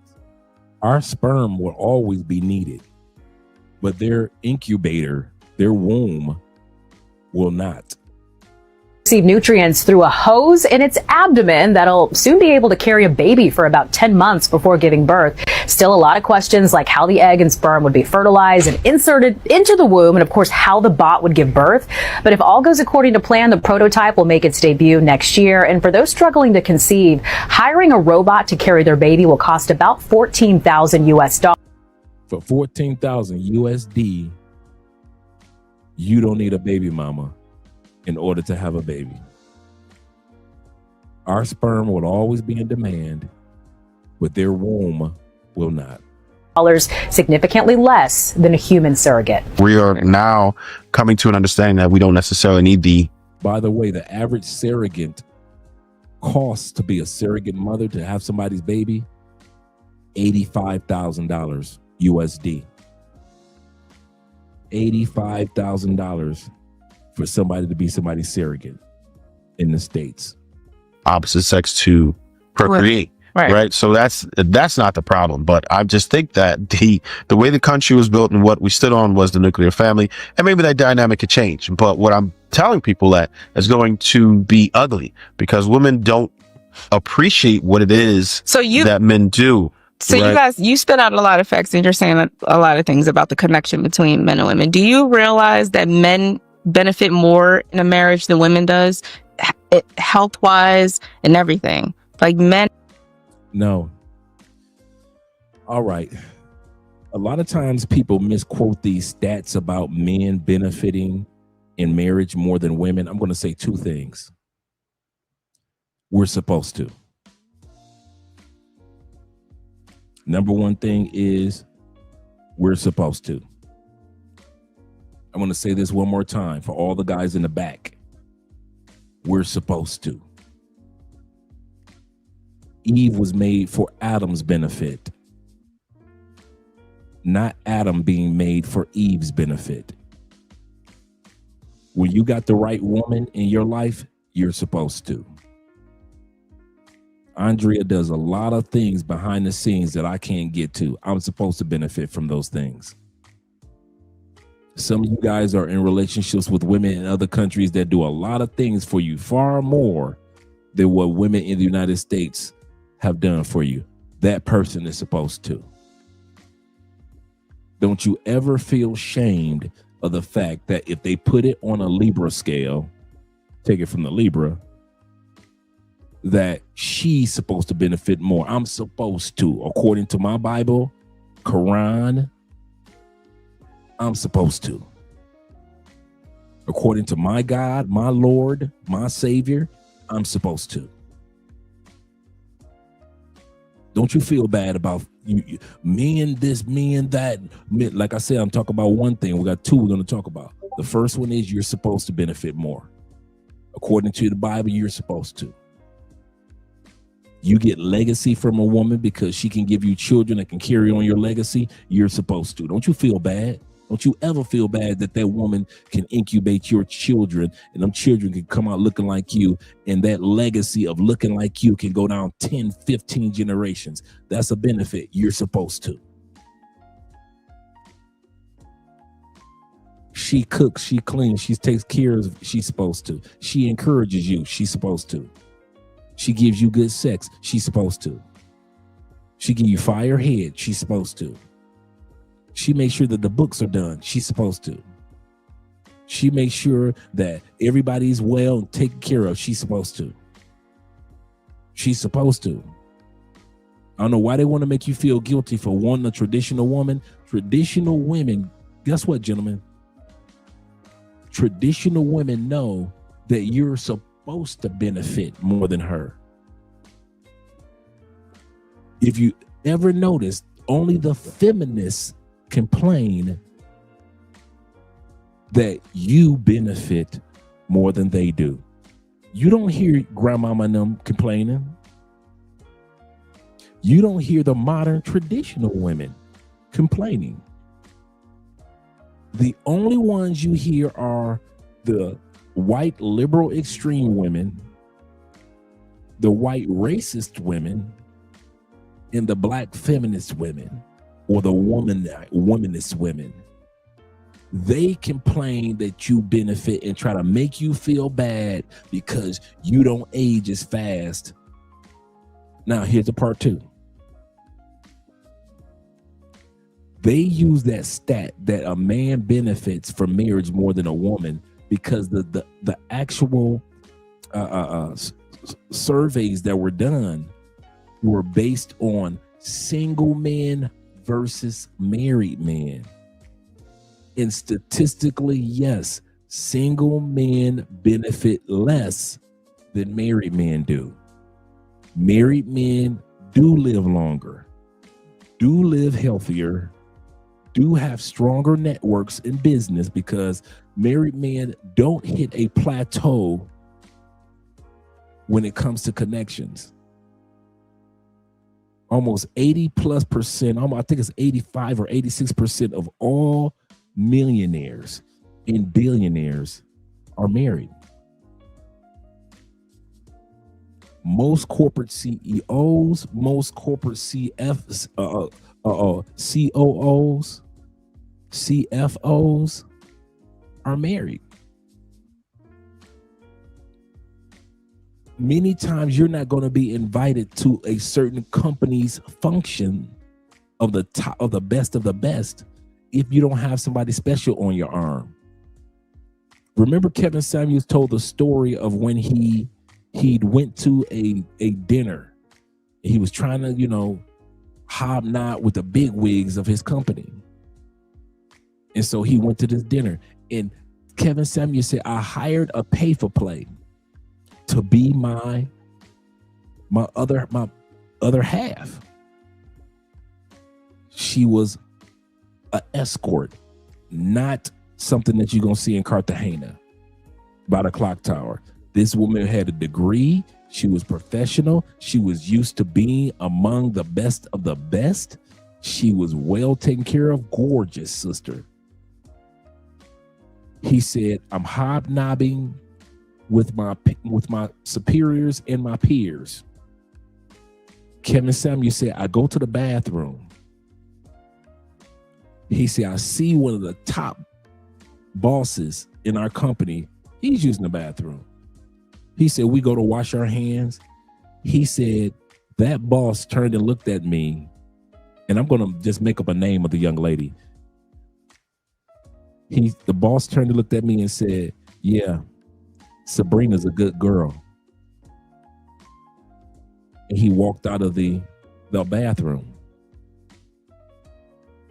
Kevin Samuel said, when I got back to work Monday, I was getting more projects and more sales calls and more opportunities with that company than ever before. He knew if I had gone there alone, that connection or that opportunity would not have been there. So to make a man, so technically, if you're in some form of relationship or friendship or situationship or marriage, you do benefit more. You're supposed to. I'm going to go back to the video, but I want you guys to remember for the rest of your lives, gentlemen, don't you ever let anybody feel. If Andrea was sitting right here, I would say the exact same thing that I say to you. I'm supposed to benefit more than her. That doesn't mean that she doesn't get any benefit. Notice, don't swing the pendulum, because you know how women like to swing the pendulum all the way over here, all the way over there. Not saying that Andrea doesn't reap any benefits, because Eve reaped a lot of benefits with being with Adam. But when it comes to, if you're going to pull it on a Libra scale, I'm supposed to reap more benefits. I'm the one putting my life on the line, right? In a traditional setting. I'm the one remember we talked about this yesterday. I'm the priest and the prophet of my household. I dictate the atmosphere. If is it going to be chaotic or is it going to be peaceful? I'm the priest. I'm the provider, aren't I, of the household? I'm the protector of the household. I'm my wife's penis, or in other words, intimacy in the household.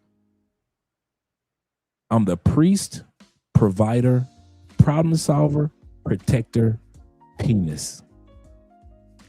If I'm giving all that, I'm supposed to reap the most.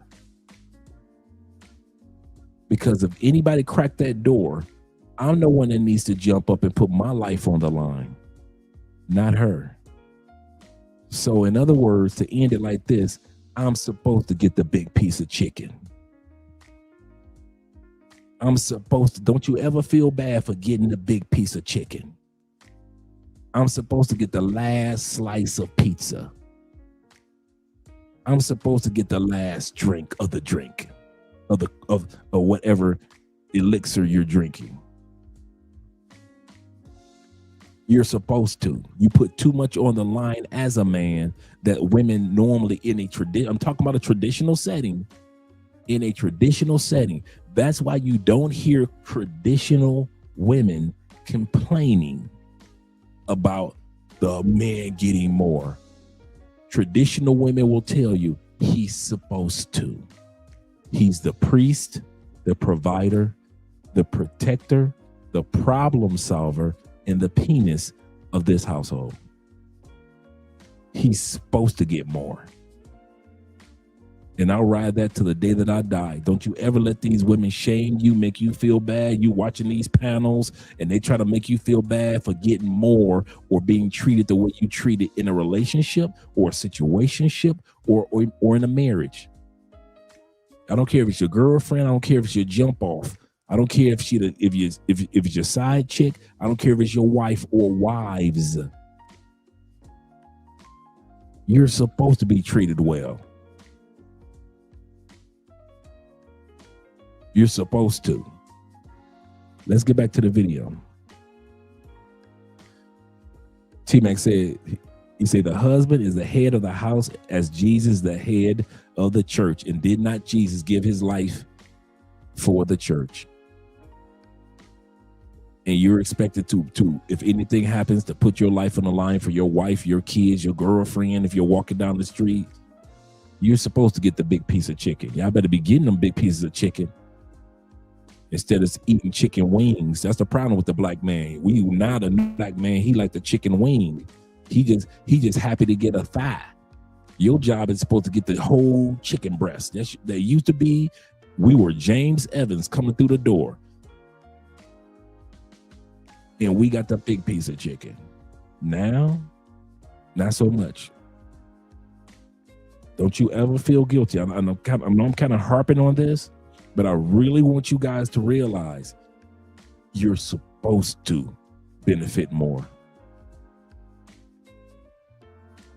You're supposed to. Let's continue on. Let us continue on. Benefit more health-wise. Yeah. Are you going by that? Women, no, that is a fact. No, it isn't. Yes, it is. I've already Give me my debunked that. phone. You can give your phone, but it's if you really look at it, if you really dig into it. Podcasts unless they No, have them I'm fact telling you, checkers right here. I've already checked. Don't you do that, guys. You see the brother arguing her down. I debunked that. That's not true. Men don't benefit more. You're supposed to. See, I wouldn't have argued her down. I would have told her I'm supposed to. I wouldn't have shouted at the woman talking about some, but women, but me, but no, I'm supposed to benefit. I would look her right in her face and say, men do benefit more because we're supposed to. They've done surveys out there, and there are countries other than the United States that have already said men benefit more from marriage than women. We're supposed to. Don't you kick against it, fellas. Don't let these people who have sold you in your mind that you're not supposed to, especially you spiritual men, all you Islamic guys, all you Christians, all you Catholics, all you Buddhists, your religious beliefs tell you that as a man, you're supposed to benefit more for the long-term benefit of the family. As you benefit more, you give more to the family, and that goes down from generations to generations to generations because you were blessed. You were able to sow seeds of blessings into your family that have lasted for generations. You're supposed to receive the best of the best. Don't you fight against getting a big piece of chicken. T-Mac says this. He said, problem that too many men are trying to enter into a relationship in a weak manner.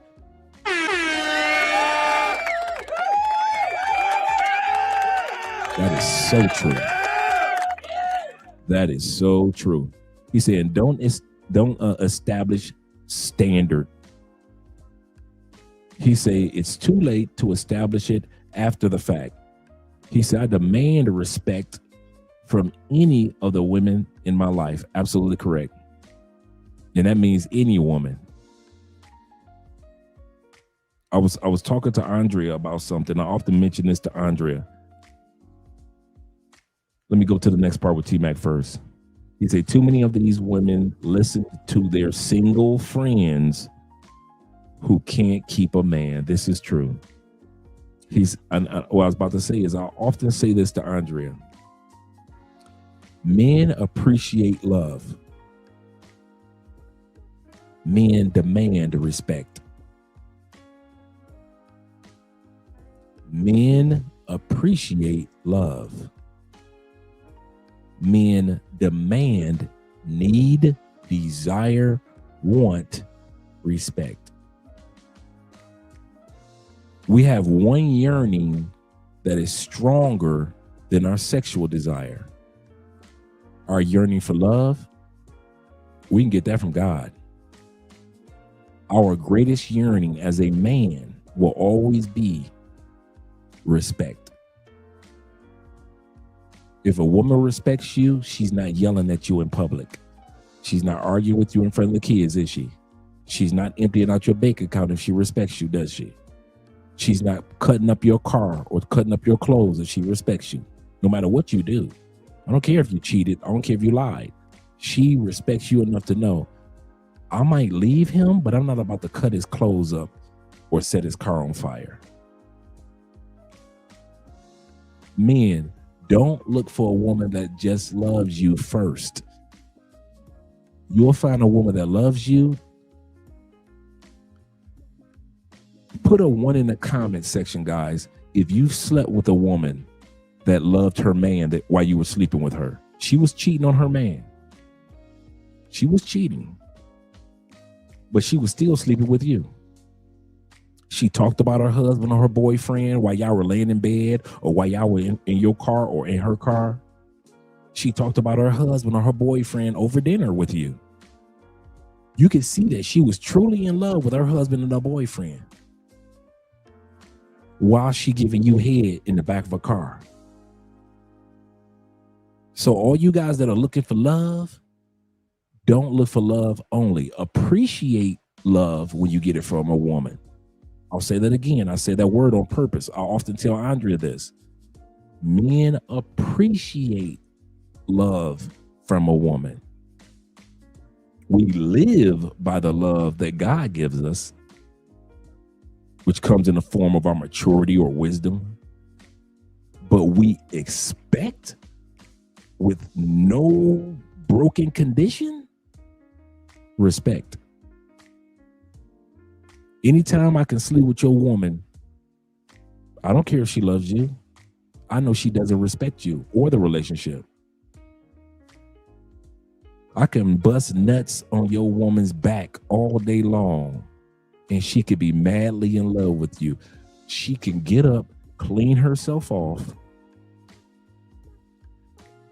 go to the grocery store, pick up the kids, cook dinner, have prayer with you, go to Bible study, come home, give you intimacy, and wake up the next morning to take care of the kids. And at least 3 times of the week, I got your wife up in a hotel room screaming at the top of her lungs to where hotel security got to knock on the door to make sure your wife all right. Because she doesn't love you? Because she doesn't respect you. Any man that I see that has a problem in his relationship, most of the time you can backtrack it to how their wife disrespects or respects her man.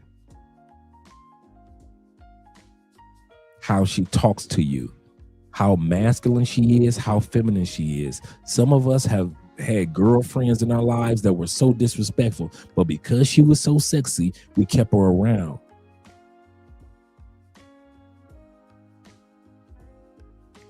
It's easy for us men to have sex with women that don't like us. We don't care, right? Right? You don't care if that woman don't like you. If she spread them pretty thighs open, you don't care. I have had sex with plenty of women that told me I can't stand you, but they still had sex with me. So I didn't care about the love part or the like part. But let that heifer say something to disrespect me, she can keep that raggedy. Am I lying? Let her disrespect you. You will have sex with her even though she don't like you or love you. But let her disrespect you on a regular basis.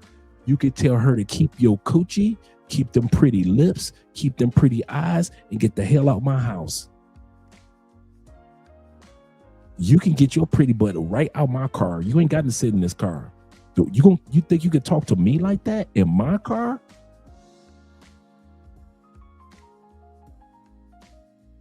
We don't care that much about love and like as much as we demand respect. All men globally throughout human history expect respect. I do not expect love from my wife first. I appreciate love from my wife first. I appreciate Andrea's love. I expect first respect. I don't care how Andrea loves me in front of me, because if she can't respect me when she in front of me, she will not respect this relationship when she's not in front of me. And some of you have had women that loved you in front of you, but because she didn't respect you in front of you, she also didn't respect you in them streets when she wasn't in front of you. And I'm not talking about being an idiot and an ass. You gonna respect me. I'm not saying that form of respect. I'm not talking about being an asshole. I'm talking about the respect that a man gets because it's our job. My wife respects me because on a daily basis, she sees the priest, provider, protector, problem solver, the penis, meaning the intimacy.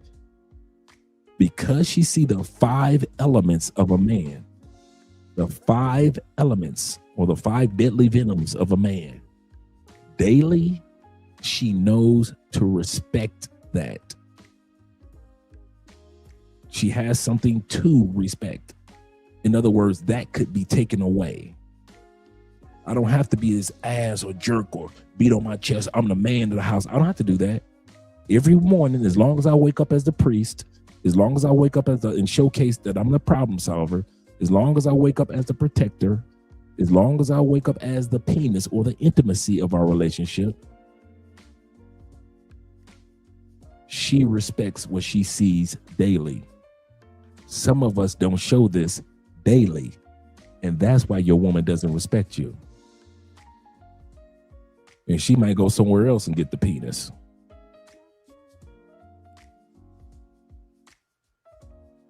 Yes, sir. Shout out to you gentlemen out there. Shout out to Dave. He say, first sign of disrespect from a woman, he say, I'm gone without a... That's me. I'm a dude.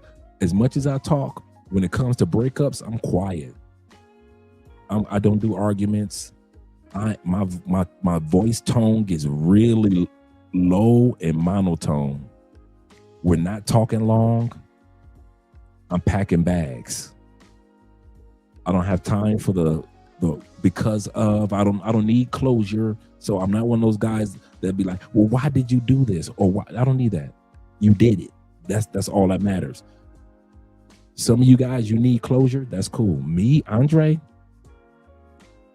you ain't got to tell me why you did it. You did it. I'm out. I don't need to hear the but, baby. I'll be in the car, shed my tears in my new apartment. In my new apartment. I found out what you did. This is Andre, true story. If I find out what you did on Monday, 2 Mondays from now, you can come home, my stuff gone. For those 2 weeks, I've been apartment hunting, getting furniture, getting everything set up. My new place will have paintings on the wall. That's how much I have my new place set up. I come back, get my stuff, and I'm out. I've left many a woman boo-hooing, asking what happened, and they knew what happened. Now, I don't just do it just to do it, but when I'm 1,000 up on 1,000%, have the facts up on top of facts, I don't argue. I don't fuss. How you gonna disrespect me? I can't believe you did that. I become a ghost. As much as I talk and as loud as I get, you guys would think that I'll be the opposite. But in real life, off these cameras, I get quiet, bruh. I get real quiet. And that's that. Even Andrea know when Andre is quiet and his tone is low. Okay, let me go ahead and straighten up. Yeah, I'm too old for that. For that nonsense. Zero tolerance of disrespect. He said, I find many modern women are quick with it. Yep. I'm with you on that one, brothers. I'm 100% with you. Give me a second, guys. I'm just turning up my volume, my sound, so I can hear myself more clearly. And we're going back to the video. I appreciate you guys being here this evening on Thursday night. Let me go back to the video. Shout out to Ben. And I'm going to bring this back just a little bit. I'm going to shut up. And for those struggling to conceive, hiring a robot to carry their baby will cost about $14,000, significantly less than a human surrogate. We are now coming to an understanding that we don't necessarily need the opposite sex to procreate. Right. So that's not the problem. But I just think that the way the country was built and what we stood on was the nuclear family, and maybe that dynamic could change. But what I'm telling people that is going to be ugly, because women don't appreciate what it is that men do. So you guys, you spit out a lot of facts and you're saying a lot of things about the connection between men and women. Do you realize that men benefit more in a marriage than women does, health-wise and everything? Like, we're supposed to. Men benefit more health-wise. Yeah. Are you going by that? Women, no, that is a fact. No, it isn't. Yes, it is. I've already debunked that. You can get your phone, but it's if you really look at it, if you really dig into it. Podcasts unless they no, I'm telling you, I've already checked this fact. I've done it live on podcasts where I brought. No, not from podcasts. No, I'm talking about. I go to school. I do periodic reviews. I look at scholarly journals. I don't just look at other podcasts to see what other people are talking about. Women don't benefit in marriages. Men benefit more. They live longer. Men live longer in relationships. Who benefits from divorce? Women die faster when they're with men. Who lives longer in relationships? Men or women? It's women. After all they're saying that they do for men, they still inherit the house. They still are able to get your Social Security after retirement. They're still end up with a 401k. They still get the insurance money. At the end of the day, when women talking about men live longer compared to our single male counterparts, this is true. But single men don't live as long as most women, and married men don't live as long as most women.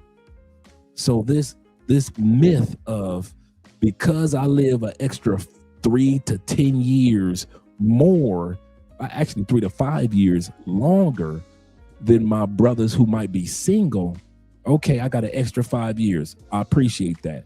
But I still die statistically before my wife will.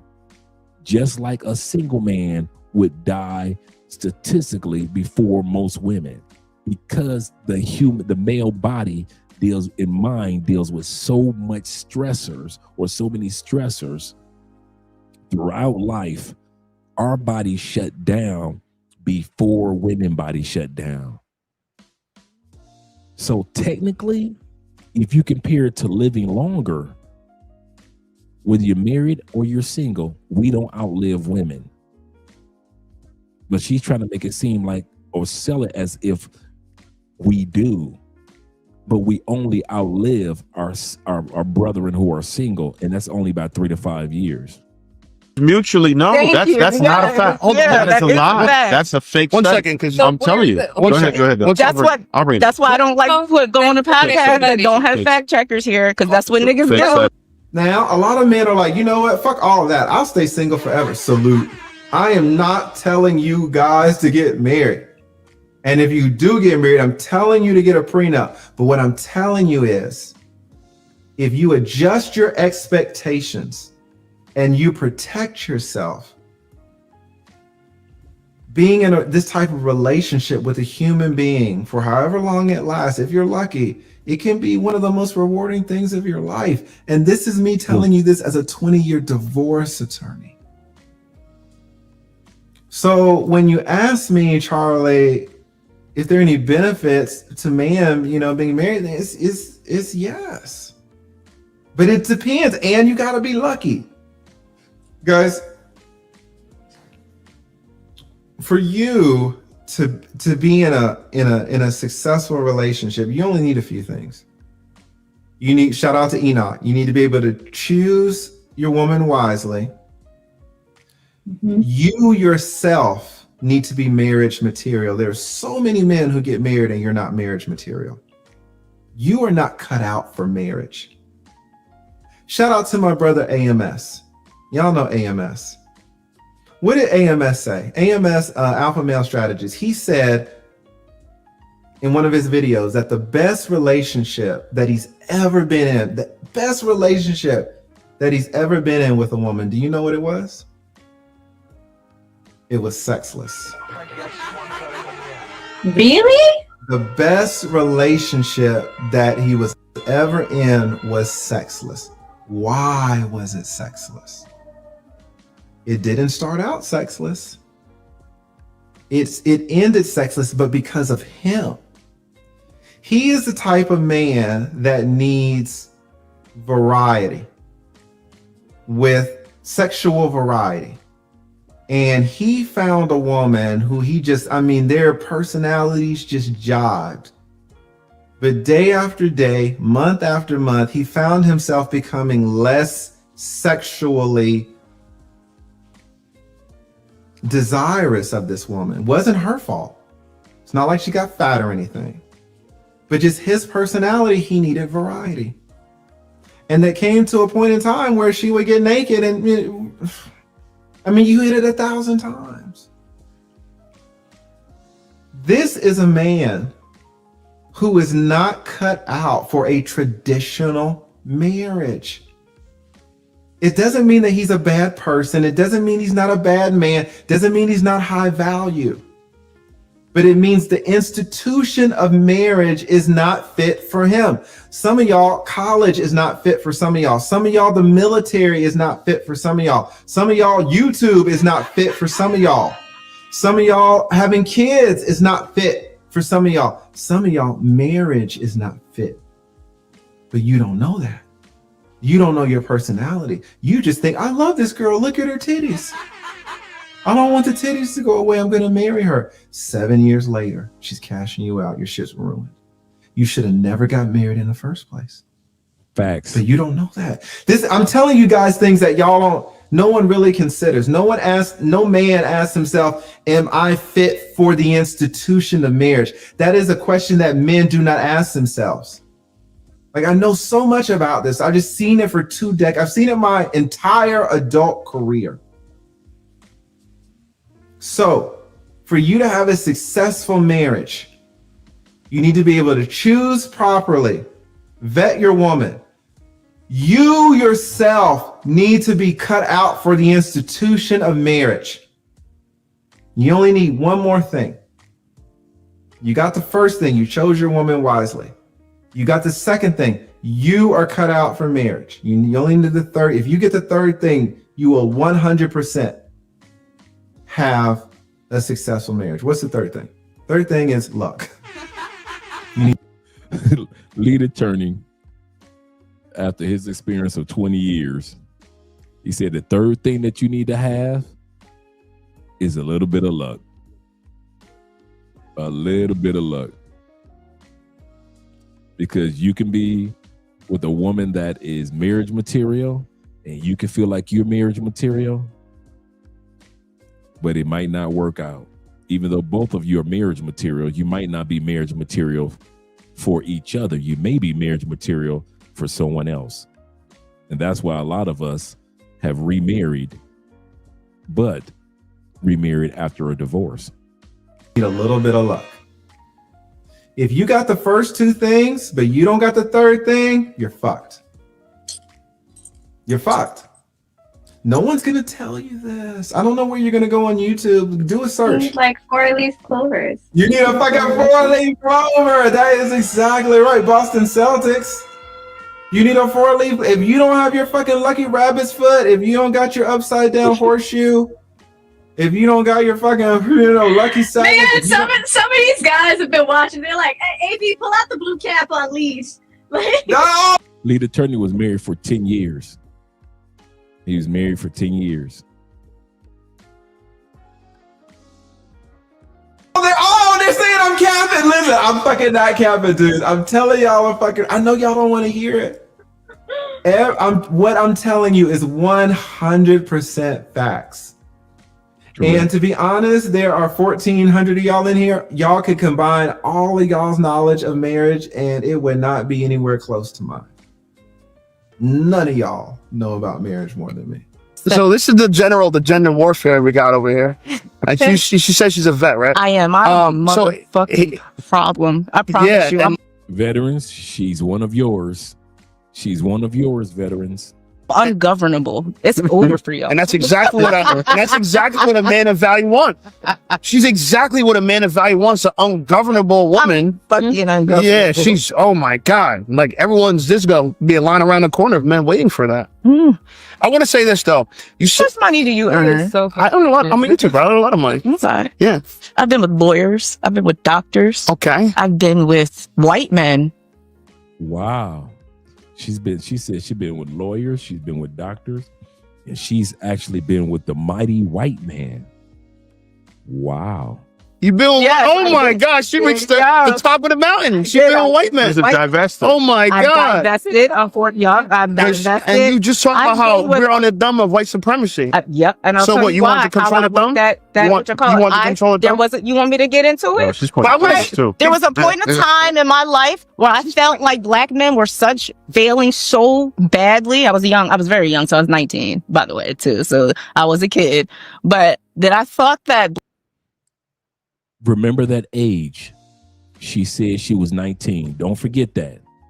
Let's remember all the math that she's given. She said the guy that she was messing with was 23 years old when she was 29, 30. They messed around for nine years. So she's right now, 39 or 38 years old. That young man is 33 years old. She had a child prior to meeting that young man. She said right around when she was 18, 19, she just cut off, didn't like what black men were presenting at 18, 19. She's going to tell you what happened. Listen for the math on this live stream. What happened when she was 18, 19? Black men were failing so immensely that I did, for a moment, see how white men marry easy. White men help their families easy. White men benefit their wives. Appreciate you, brother. We catch flights, not feelings. Yes, sir. Benefit from their partnership easy. Dating outside of my race, because I think a white man is going to treat me better than a black man, is absolutely crazy. I think a lot of people do that, though. I do. Because they think that they'll get treated better? I mean, a lot of the time, stuff that I've seen as far as like on the internet with women, a lot of like black women that have dated white men and dated outside of their race, they be saying like they were tired of the way they were getting treated by black men. Caucasian men value relationships and marriage more than black men. Let's talk about it. It's true. Caucasian men do care about marriage and relationships more.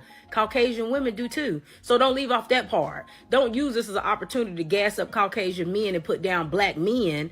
If you want to put down black men, I need you to come on down there with them, because both of y'all get online and fix y'all black mouth to make it seem like marriage is just a piece of paper. White men aren't inherently better than black men. As somebody who grew up in predominantly white spaces for a majority of my life, your problems aren't going to magically disappear when you start dating white men. So I do understand that there is. I'll never forget you. Right there. I know you're the reason why I don't date. I'm going to forget you. I'm going to forget. You're the reason why I don't date. This is going to be a race out of my. Remember, she so-called was with a guy for 9 years. So while she was getting ran through by lawyers, doctors, Indian chiefs, she so-called was also in a relationship with the 23-year-old. Do you see this? This is the reason why I don't date. Are you saying that men like masculine men? I earn more money than him. He's a YouTuber. He's my age. He's almost 40. And he's a YouTuber. Like, come on now. She earns more money. You don't know what I earn. You're a YouTuber. Have you seen my channel? The millions of views that I got? Doesn't matter. Okay. Can you fly me to Fiji? I can fly myself to Fiji tomorrow. I just came back to Africa from Africa. Boy, bye. And yes, we got Fiji money. What are you talking about? You don't know me. When I know you. When I've seen you 1,000 times. Like, I know you. So you've seen my content before? No. So then what are you talking about? What are you talking about? Next question. Can you move on? But sir, hold on. No, hold on here. Because here's the issue, right? Women like her over talk men, and it's fine. And we're gonna let the footage reveal that, right? We're gonna let the footage reveal that. No, but we've sat here quiet. This we sat quiet while she went on long rants. Go ahead. And I tried to interject at time, but I was like, I'm no. not that. I'm actually a softie. Okay, he's so soft. He's coming at the mouth over a soft. Just one I'm not even a hard girl. Okay. And he can't take me. I think you're hard. I think you're hard. I think you're very hard. I think you're very hard. But I understand you. You know why I understand you? Because I listen to you, and what I've heard from what you said is that you like men that are. You don't understand. You like men. We cut from such a different cloth, nigga. You just do not understand Just be me. quiet for 1 second, right? Just let me talk. 1 second. I'm only quiet for people I respect. I respect men. You I will be quiet for you. If you wanna. So this is what I'll do. Let's give him 1 minute, and then if you need a rebuttal, it's on you. Yes, is that okay? No, I'm answering it as I talk to men I respect. Okay. Anyway, so I understand women like you, right? There's a lot of propaganda telling women that you're exceeding men. I'm talking about lived experience. He's talking about propaganda. So that's what I'm saying. He's a young boy in his mind. So like listen, I'm a grown woman with lived experience in real life. He keeps telling me propaganda. I'm telling him my real experiences. He's telling me that how I'm. Can you imagine dating her? This is a man that she's never met before. She's never slept with before. Could you imagine her having an emotional connection to you?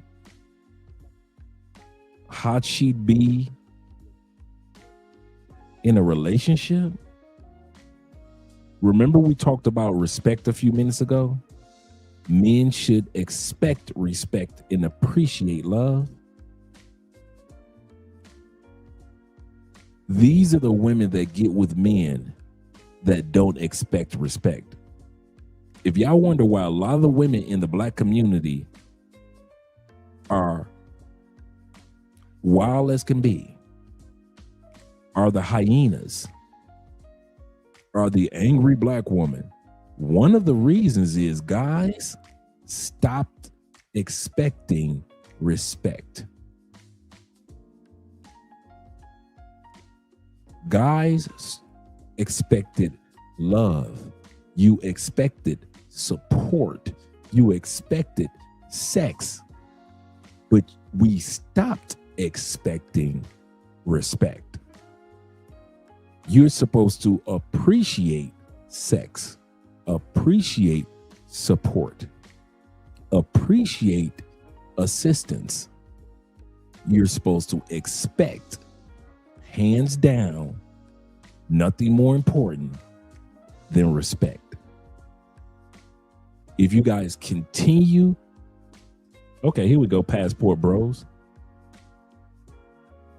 How many times have we seen brothers, the passport pookies, in situations that were disrespectful to them? She went through his wallets disrespectfully. She asked him for an iPhone 16. Is that respect? She have her true Colombian love, but she knew she could go through your pockets as a Western Union poppy. Is that respect? She gave you the original price in Sasua for the pay for play. After the sex, she's arguing you down for a different price. Is that respect? It's not just the women in the States that a lot of guys let get away with disrespect. If you wonder why some of us who have just as much intimacy with women around the world as you guys have, we have too. Why don't we ever have issues? How come we don't have these horror stories about getting drugged and robbed? Because we don't let women who in our presence that we already can tell will not respect us. I don't care how fat your butt is. I don't care if I'm gonna sleep with you for this one night. But if I feel the energy of any form of disrespect that could come along with you, I will get rid of you, or I will not spend a moment of time with you. I don't care how drunk I am tonight. I don't care if it's 3:15 in the morning and I'm horny. I will not sleep with you. I don't care if you're giving me a discount on the coochie. I'm not sleeping with you. I feel an air of disrespect. I feel an air of disrespect.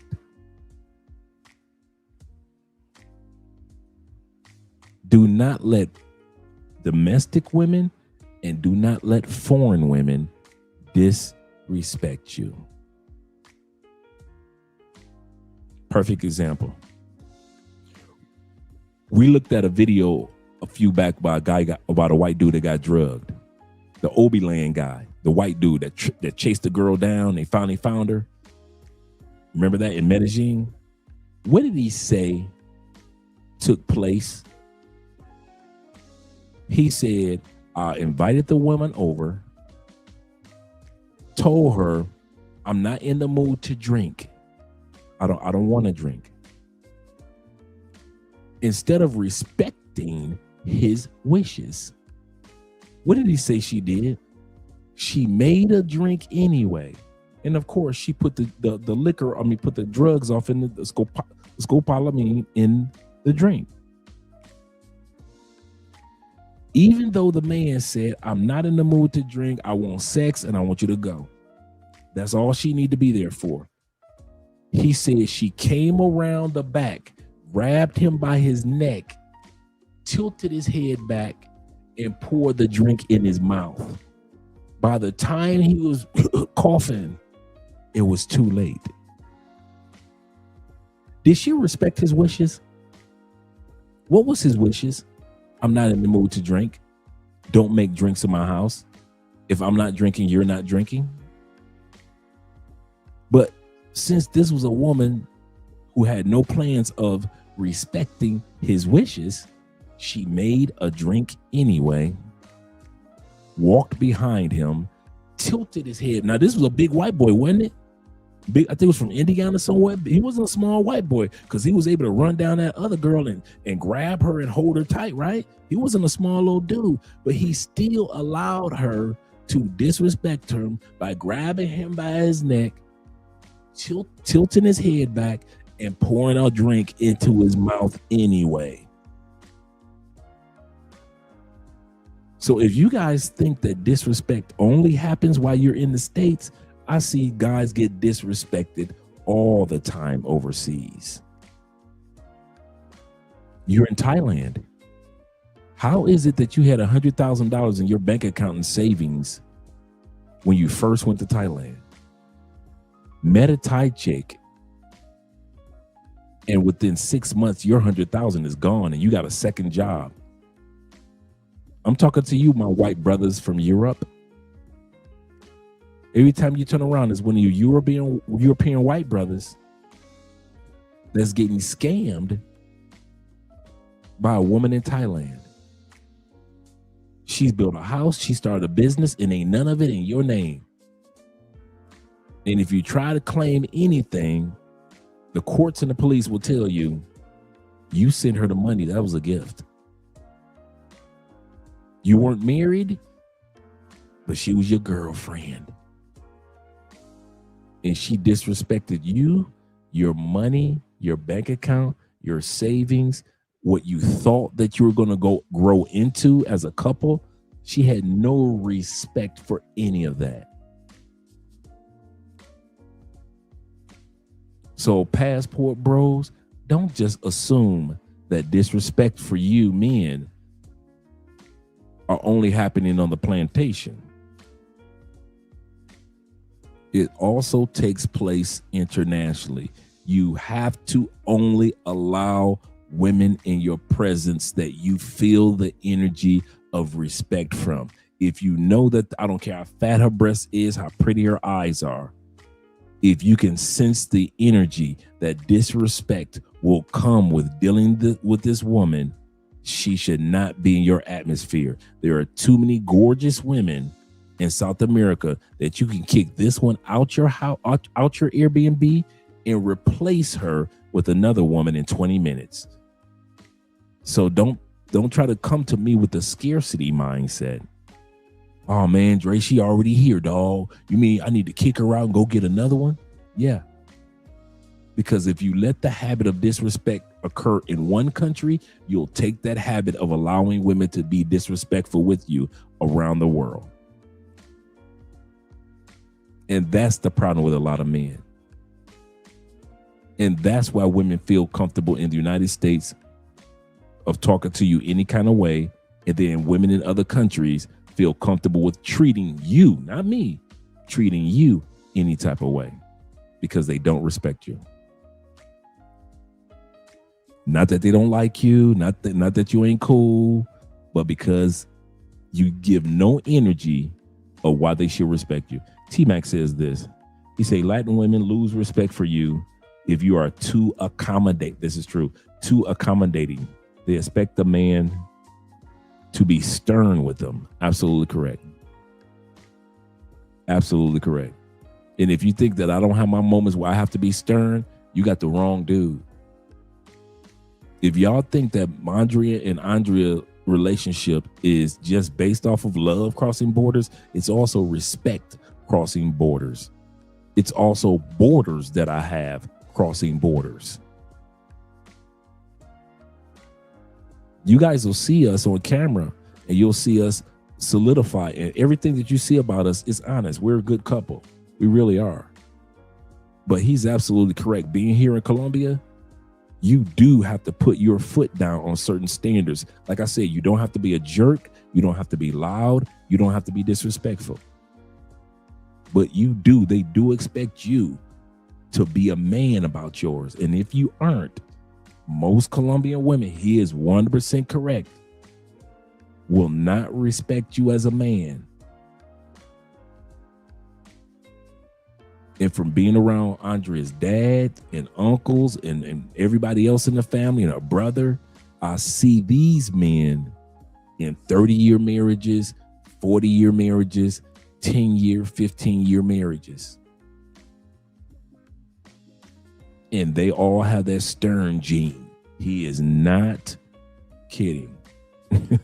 Don't be some of y'all gonna be using that. That's the new YouTube channel right there. Respect crossing borders. Yeah, that needs to be his own channel for real. That's a good idea. I'll write that down. That's a good idea.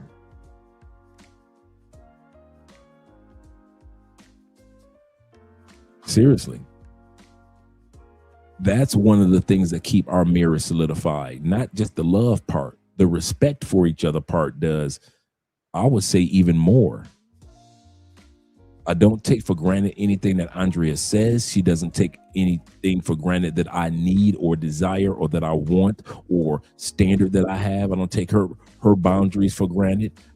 She doesn't take mine for granted. I don't take her intimacy for granted. She doesn't take mine for granted. I don't take her time for granted. She doesn't take mine for granted. Because she knows her husband expects not love first. I don't expect love first. I appreciate love. I appreciate all the love that my wife gives me. I demand and I expect from the moment she wakes up, respect. And if I see a sign of missing respect, we sit down and we have a talk. I never sat down and talked to Andrea about love. I can see that daily, and I appreciate it daily. But there are times I've had to sit her down because I felt or I noticed a moment of disrespect. And I talk stoically like I am right now, stoically about it, no yelling, no. And she gets it and it never happens again. But some of you dudes, because she's so fine and she's so beautiful as a Brazilian woman, or she's so fine and she's so beautiful in Bali, you let her disrespect you. You let her disrespect you. I mean, Zeta said this. He said, Brazilian women definitely can be the same way. He said, if you're too accommodating, just nothing wrong with being accommodating, but if you're too accommodating, too Mr. Nice Guy, too Mr. Provider, no matter what they want, you don't put your foot down, they run over you. Some of you guys can attest to the story, and I'm going to change, and don't you guys say anything in the comment section who was at the conclave, because some of you guys were there to hear this story, right? There was a brother that told a story about his experience in Brazil. And he said his girl did something that was extremely disrespectful. He said she thought that she could make up with it, make up for it. He said, and they were about to have sex. He said he didn't even let her put her clothes. He says, beautiful and sexy as she was, he said, I was so mad, I didn't even let her put her clothes on. He said, I threw her out naked and then threw her clothes out after her. He said maybe 10, 20 minutes had gone by. Then she rung the doorbell. She was fully dressed. She apologized. She didn't apologize because of love. She apologized because she knew she was disrespectful. After that, she went back into the bedroom. He said this. She went back into the bedroom, and I'm paraphrasing, took her clothes back off, spread her butt cheeks, and in Portuguese said, ravage my asshole. Ravage my asshole. As she laid in bed, spreading her ass cheeks.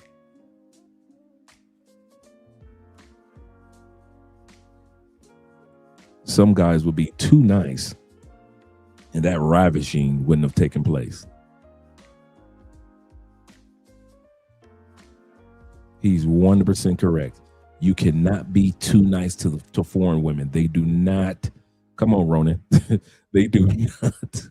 Yeah, he said in Portuguese. He said it in Portuguese, and he translated to us. He said, and it means ravage my asshole. And we know how Brazilian women are about anal, so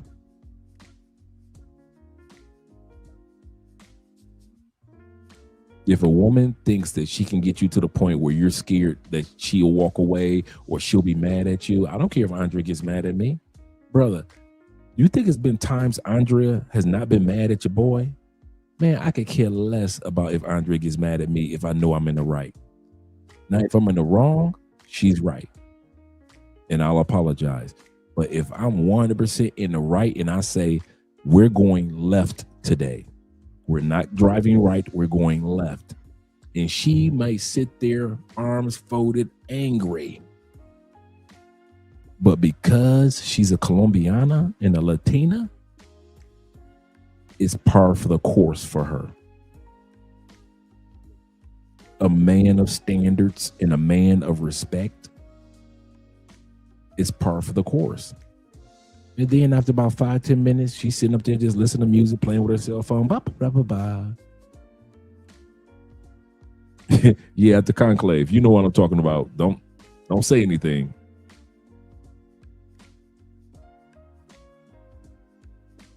So some of you guys have never let a beautiful woman be angry. I don't mean fussy. I mean because you put your foot down and corrected her and expect her to respect you. Some guys have never experienced that, and you've traveled to 10 countries. You've never allowed a gorgeous woman to be angry with you because you were right and you put your foot down. You weren't being a jerk. You weren't being an asshole. You just knew what the correct direction that you both needed to go. And because she was so beautiful, you were afraid or hesitant. I won't say afraid, but just hesitant to stand on your boundaries or your morals. And you wonder why you're not with her today. Or you're not with them today, and you've been to 10 countries. You've never told a gorgeous woman no. We're not doing that today. We're going over here today. I'm not spending that today. I'm only spending this today. We're not going to that particular island today. I already had plans for us to go to this island over here today. I've got work I need to do today. I don't have time to go out to the spot today. I've got work I need to do today. Some of you have never done that. You've been in so many countries and you've never told a gorgeous woman, not today, not now. No, you can't. No, you can't have that. Put it back. You think you're impressing them, but all you're showing them is that you're easy to run over. You're an easy target. Shout out to 313 in the building as well. He said, when you have peace with the right woman, this is true, it's more valuable than gold. Correct. He said, because you said boundaries. And women look for that. They look for us to have the boundaries. It's not like we're trying to push an envelope. The women really want us to have the boundaries.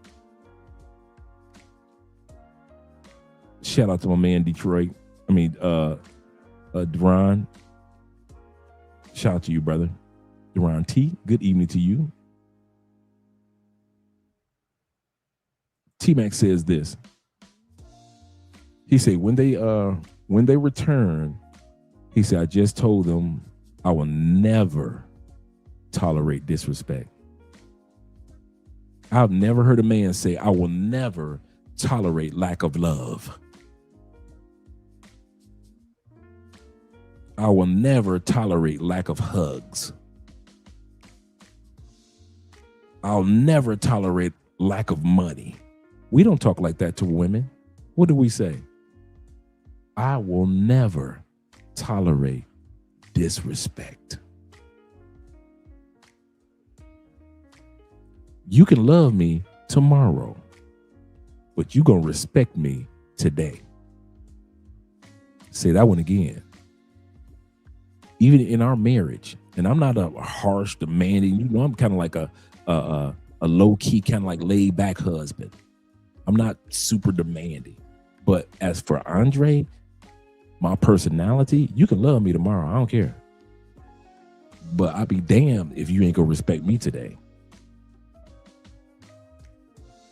That's not gonna happen. If I had a choice between having love today and respect today, give me the respect all day long. I'll take the love tomorrow. Show me your love tomorrow. Today, you're gonna show me respect. And then when tomorrow comes, guess what I'm gonna wake up to? Respect. I don't expect to wake up to love every day. I'm gonna say this again. I do, as a real husband, real husbands will tell you, real boyfriends that's been in or the woman's man that been in a relationship with her for a few years, we all can tell you this. We do not expect to wake up to love every day.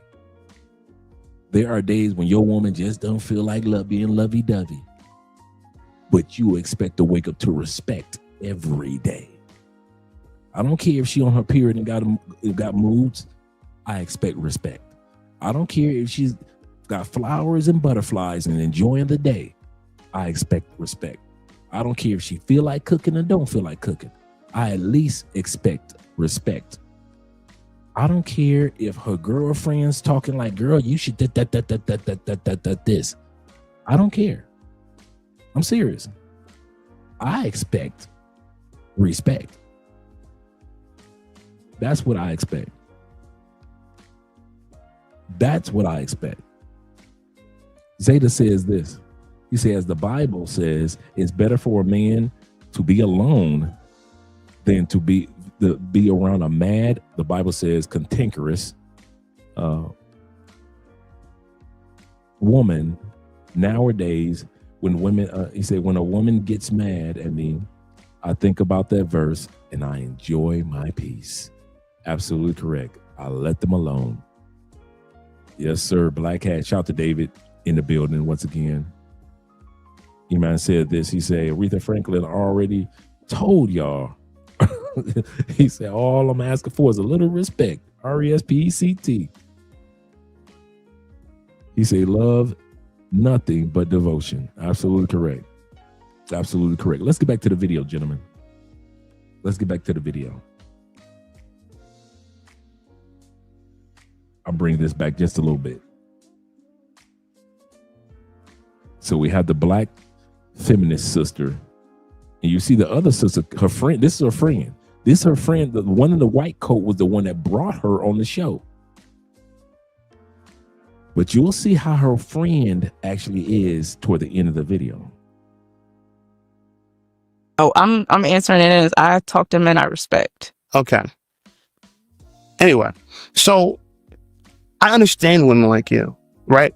There's a lot of propaganda telling women that you're exceeding men. I'm talking about lived experience. He's talking about propaganda. So that's what I'm saying. He's a young boy in his mind. So like listen, I'm a grown woman with lived experience in real life. He keeps telling me propaganda. I'm telling him my real experiences. He's telling me that how I'm feeling and how I'm internalizing it is propaganda. He's a child. I get it. So just give him a minute. We only gonna give him 1 minute, and then I'm gonna give you your time to rebuttal. All right, I'm sorry. And we won't allow him to interrupt you either. All right, got you. Okay. So I understand women like you, right? You've been sold this reality that it's not true, and it's fine. It's fine. You sold the idea that only men benefit from marriage. But I thought that too the first time I saw this Esco. I thought she was gonna cry. We tried to make the point to you earlier on that women actually, the only way they could get divorced, last time I checked, is if they were married. And most women, most of the wealthiest women in the world became wealthy through divorce. That is true. So I've never heard of a man become a billionaire through divorce, but we've heard of women that became billionaires through divorce. White women become billionaires through divorce. What are you talking about? Like this is not our conversation. Charles, you can just forget it. Go ahead. This is not our conversation. So you can go ahead. Like, what is he talking about? We're talking about relationships amongst us, right? Okay. Like he's putting in statistics and scenarios that he's not even a part of. Like, where do you pull? That was my fault. I brought that.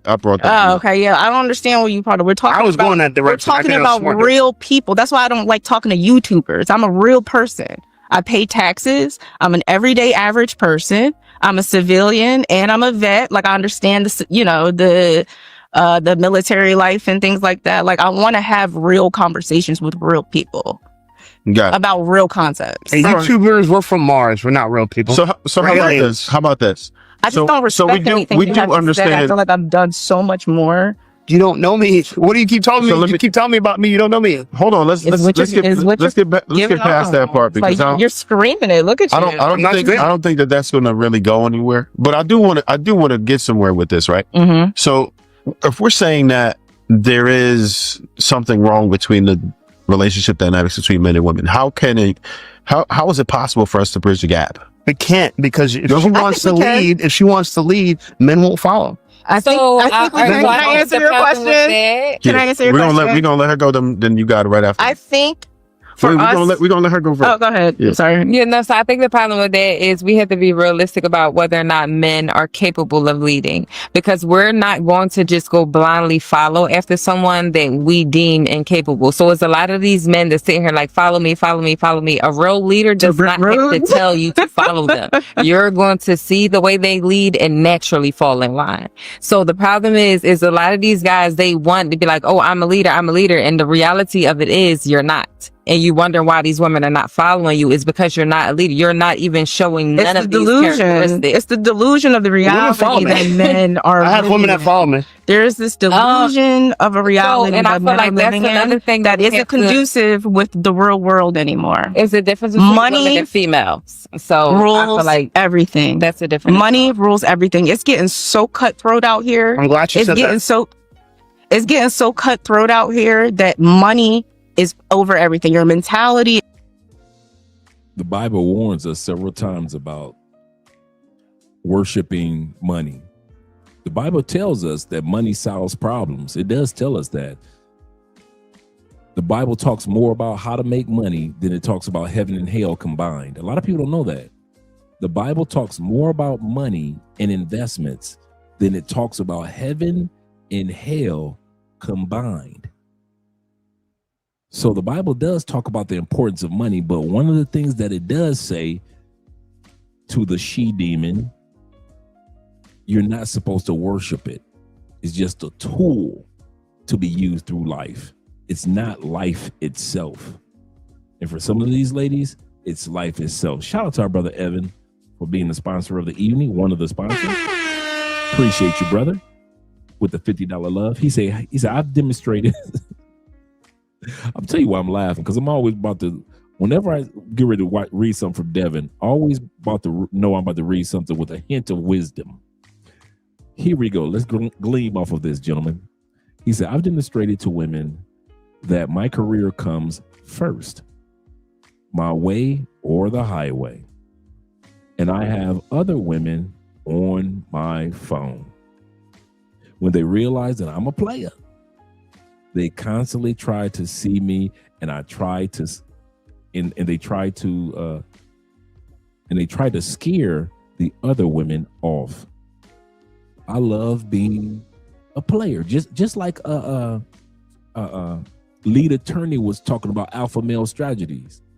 He says some men are made for the like Evan often quotes. A lot of you guys don't realize how often Evan quotes Kevin Samuels. You see that tiger at the bottom? That's because Kevin Samuels did an episode, like a couple of episodes, on the difference between a male lion and a male tiger. Some men are male lions. You need a family, the lion pride, the group, the togetherness, the oneness of the family dynamic. Cool. But there are other brothers that don't need necessarily the whole lion pride. These guys are like tigers. Hey, I see the women when I see them. If I get a family, cool. If I don't, cool. I'm good. So there are guys who are lions, and there are guys who are kind of like loners who don't let women rule. And these are the Tiger brothers. Shout out to you, Evan. Shout out to you and all the tigers out there. Esco says this. He say, nonsense. Hogwash. He say, these women follow Pookie to bed. This is true. Wake up pregnant.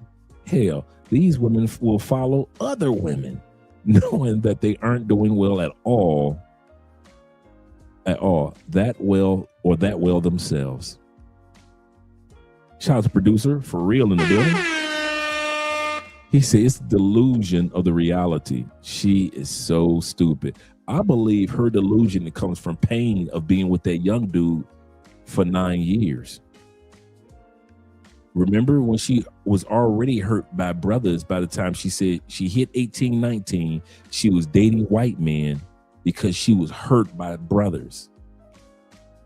So she went through that stage even early in her life.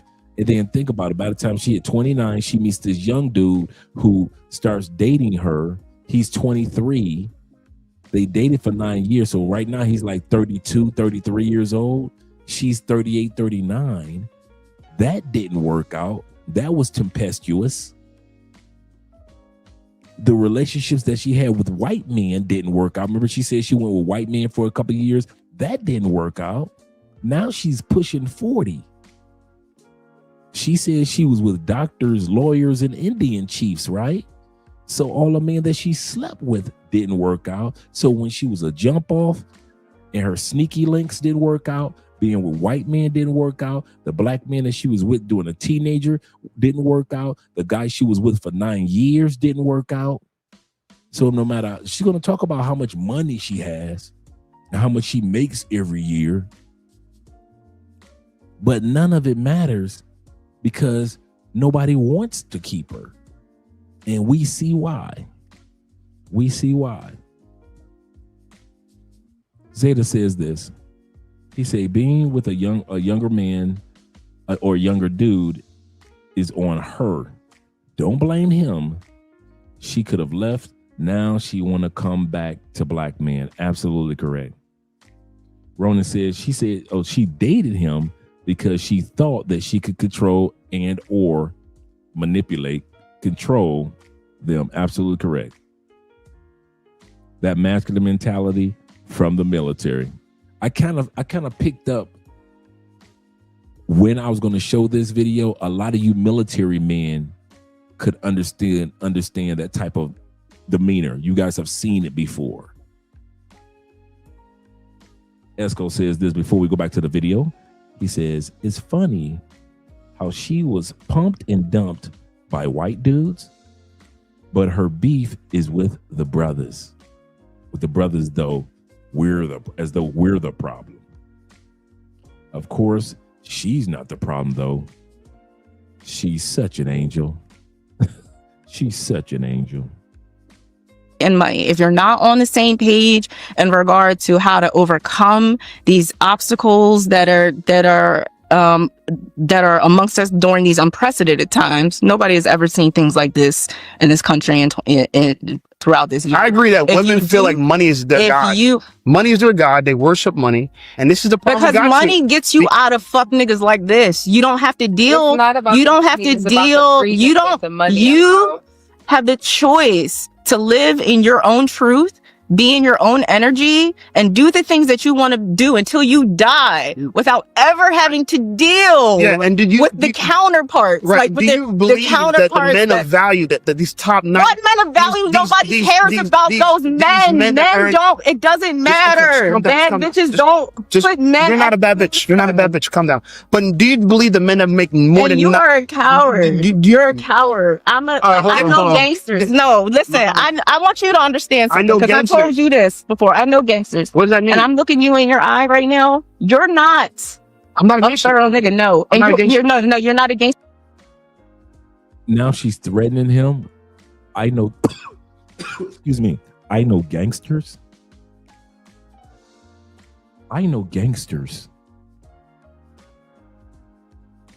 She might as well say, I'm gonna have dudes waiting in the parking lot. I caught that. When the video first start, some of you guys, if you're going to watch it on the replay, when the video first start, you'll see her glass is full. She has one type of drink, could be rum and coke, could be any dark liquor. She's drinking dark liquor. Her girl is drinking a lighter liquor with orange juice. I looked and I noticed that her glass was full. As the show continues on, as you can see, let me remove this away. Her glass, if you look at her glass, that glass is dang near empty. But her mouth and her attitude is now full.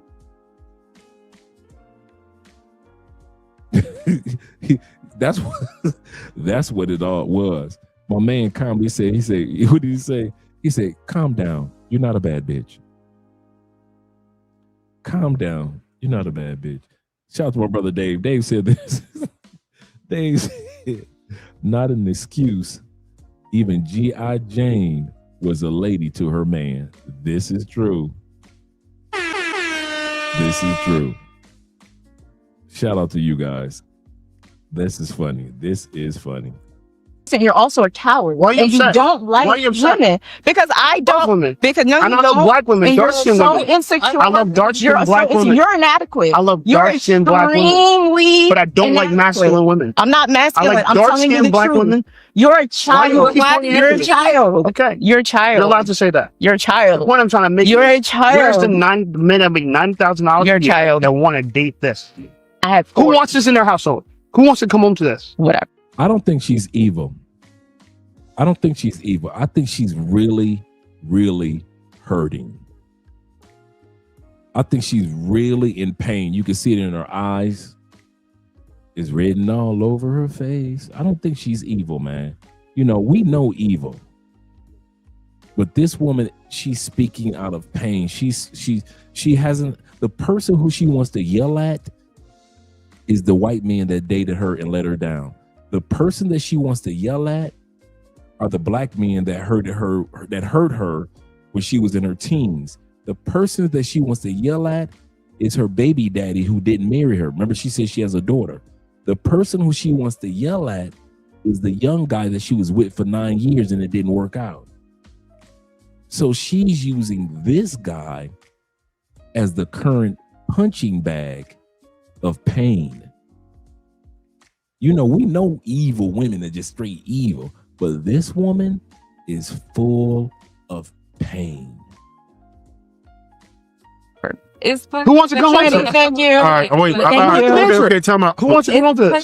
How about we get back? Let's get back on topic. I don't want to take. And it's not just black. I think beautiful women. I think black women are objectively the most beautiful women on the planet. He's a pander. He knows what to say. He knows when he's doing a white tactic. He's doing a white boy tactic. Let me tell you something. How he's doing a white boy tactic. I'm about to get on my politics right now. Let me tell you how he's doing a white boy tactic, right? Because he's telling you he loves all the superficial, all the superficial things about black women, right? But he doesn't understand, like when black women. What did Malcolm X say? The black woman is the most disrespected and unprotected woman in this country, right?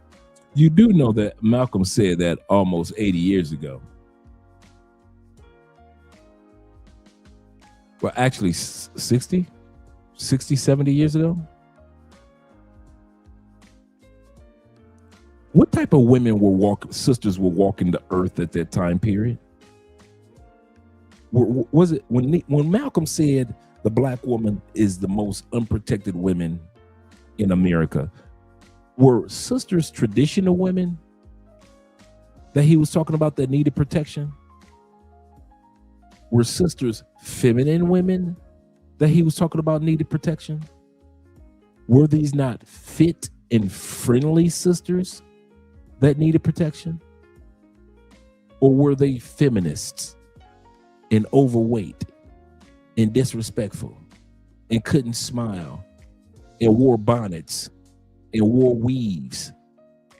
I do not get how the generation of these feminist women have the audacity to compare themselves to the women of that era. We already looked a few weeks ago at how we as black people used to dress in our style and our fashions back in the day during Malcolm's era. Black women dressed respectfully. The amount of makeup they used was respectful. Black women were articulate, elegant. Even just regular everyday hood sisters had a sense of air about themselves. Malcolm was not talking about these women, but they'd sell it as if they were equal. Absolutely correct. Absolutely correct.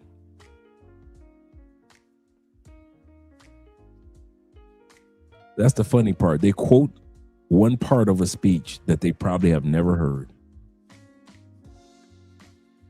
They quote one part of a speech they probably never heard. And when we internalize that and we do that like that and whatever, a real nigga would have compassion about how black women represent themselves in the tight game that they run, right? A fuck nigga from the Caribbeans will ostracize you. will ostracize you and make you feel like, oh, you're angry, you're this, you're that. No, I'm not that. I'm probably telling you something. And before you air this out, you're gonna, because I didn't know that I was gonna be in the presence of someone like this, and that's what I told you before I got here. Now she's scolding her friend who brought her on the show. She's scolding the host because she's like, you better edit this out. You better edit this out. Some of you guys have noticed, but some of you guys may not have noticed.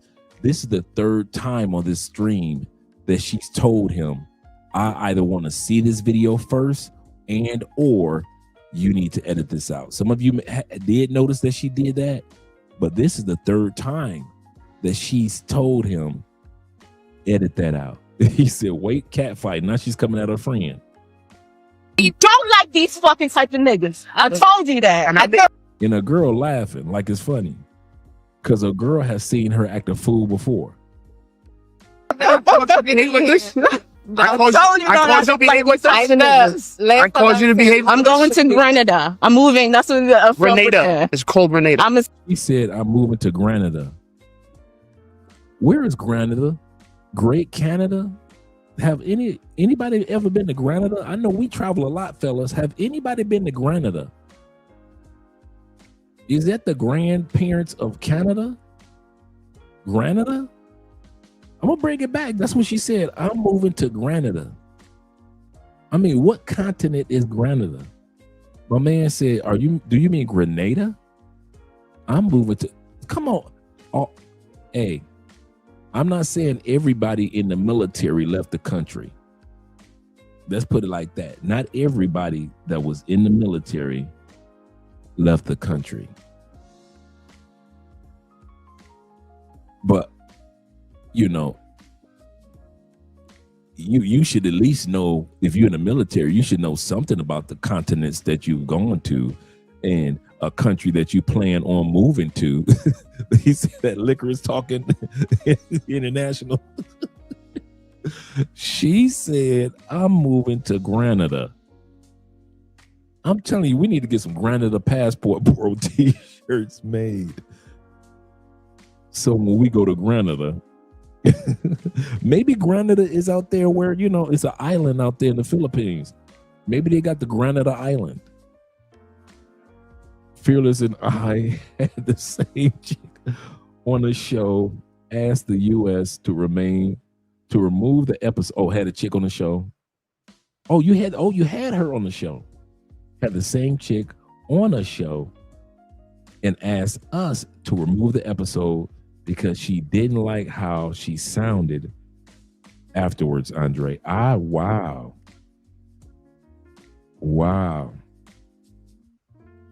That's wild.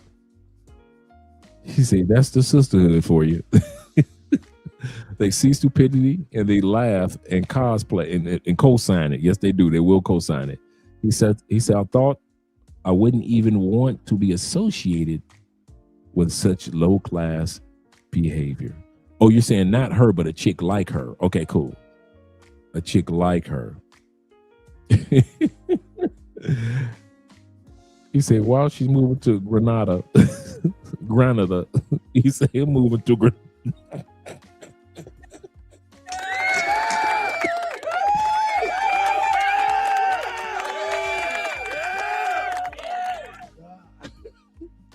Boy, y'all brothers heartless. While she moving to Grenada, I'm moving to granola. I have heard it all, gentlemen. I have heard it all. That was a good joke. I'm moving to granola. He said, she acts like an army chick. Wow. Okay. Yeah, those Bonic words. Absolutely correct. He said, I'm about to look up Grenada. You got to look for Grenada. Oh my God, I need some extra potatoes on my extra gravy on my mashed potato. Oh man, this is so funny. You guys are bringing it. Let's bring that beat back. I want to hear her talk about Grenada.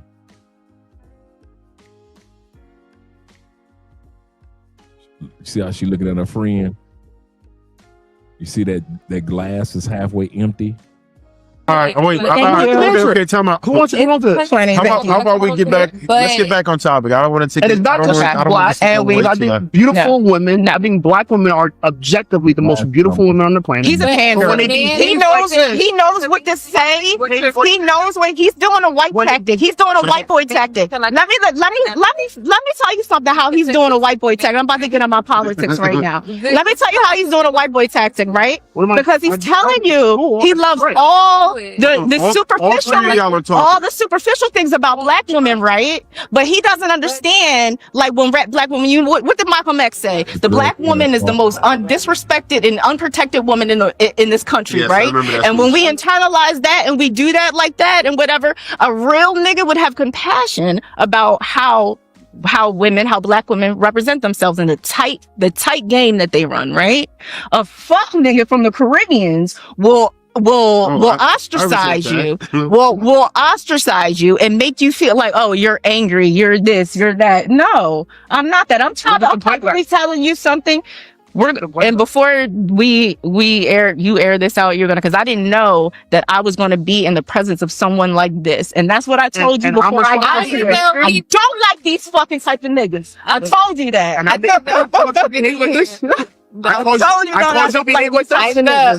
caused you to behave. I'm going to Grenada. I'm moving. That's what Grenada. It's called Grenada. I'm gonna say Grenada because I don't fucking believe anything. She moving to Grenada. She said it twice just to confirm. She confirmed that she moved to Grenada. So y'all better look this country up. This might be a new passport bro spot to go to. Grenada. She said it twice. That's absolutely fine. But she believes that men of value want this.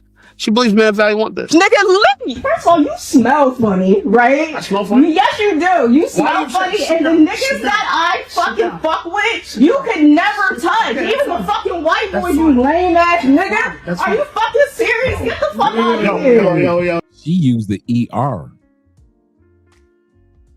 I'm gonna bring that beat back. She used the ER on the brother. For those of you that didn't know, now you know. Introducing the black woman. I haven't heard a black woman ever in my life use an ER. She used the ER. Let's bring it back, gentlemen. You about to hear some ER. Grenada. I'm moving. That's what Grenada. It's called Grenada. I'm gonna say Grenada because I don't fucking believe anything. That's absolutely fine. But she believes that men of value want this. She believes men of value want this. Nigga, look me. First of all, you smell funny, right? I smell funny? Yes, you do. You smell funny, and the niggas that I fucking fuck with, you could never touch. Even the fucking white boy, you lame ass nigga.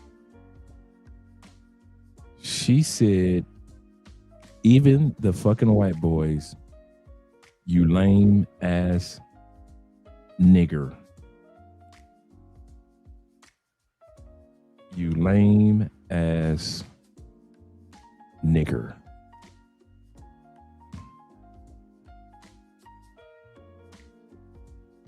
Are you fucking serious? Get the fuck out.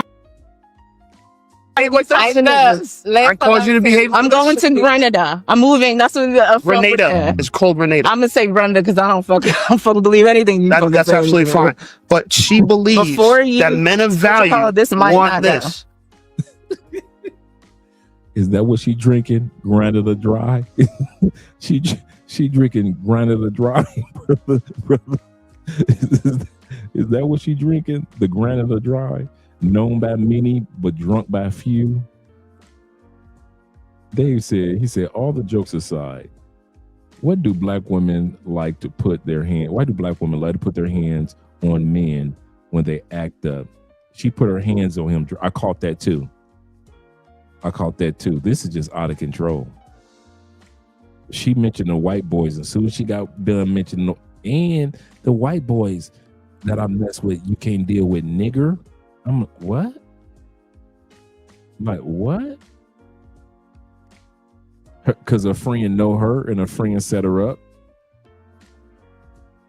There are a lot of times women will set their friends up. This ain't her real friend. This is not her real friend. She drinking that Grenada iced tea, the Grenada Long Island.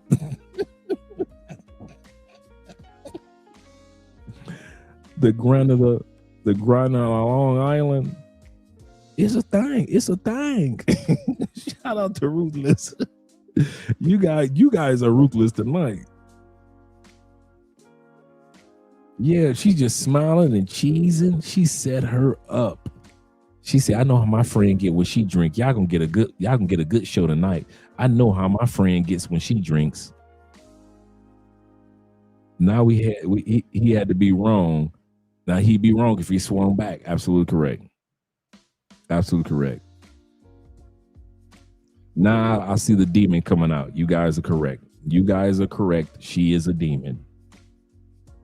Straight from the pits. She believes men value want this. Nigga, look. First of all, you smell funny, right? I smell funny? Yes, you do. You smell you funny, say- and the niggas that I fucking fuck with, you could never touch. Even the fucking white boy, you lame ass nigga. Are you fucking serious? Get the fuck out of here. Yo. Get the fuck out of here. See, I told you don't bring me around these nut ass niggas. I make too much money. I make $350,000 So a then year. represent yourself, nigga. so then Like, get the represent fuck out of here with that shit. Said she makes $350,000 a year, and the guy is saying, "Well, behave like it." So like a professional woman sit down and have a conversation. But you keep intending like you gotta. Nah, she called me a show. She's allowed to call me. Here come the co-signing. Here come the co-signing. She set her friend up. She hasn't said a thing throughout the show, and then when her friend snaps off, she wants to co-sign it. She's allowed to call me a child. She called me a fuck nigga, a child. All right, listen. Can you? You're blocking the camera. She's allowed to call me a fuck nigga, a child. You're talking about a camera. But You're allowed to call me a fuck. Hold on, answer me first. She's allowed to call me a fuck nigga and child, bitch ass nigga. I know gangsters. After you was antagonizing her, this is what I'm saying. You've been saying, "Look, you've been." You're still beautiful. You being black. You're still beautiful. Being dark skinned and black. I find. Fuck up. Yeah, shut that fuck. Yeah. You're so beautiful for being dark skinned and black. I still like. I would still like black women after this. For fucking two fucking. That's a good question. Y'all should know me by now. This episode wouldn't have even taken place. That's how I would have handled it, Tone. This episode wouldn't have taken place. I wouldn't have trusted American women to be on camera with me like that.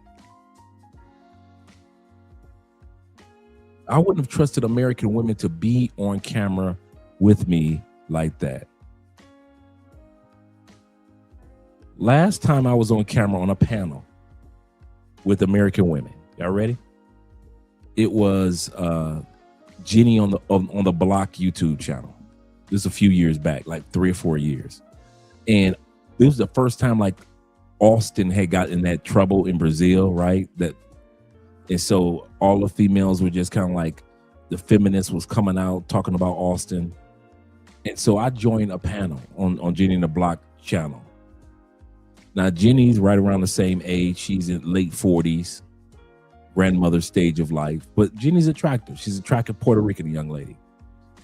But Jenny got a mouth on her. She went on Kevin Samuels one time, and Kevin destroyed her. And she started her own YouTube channel and just been snapping off ever since, right?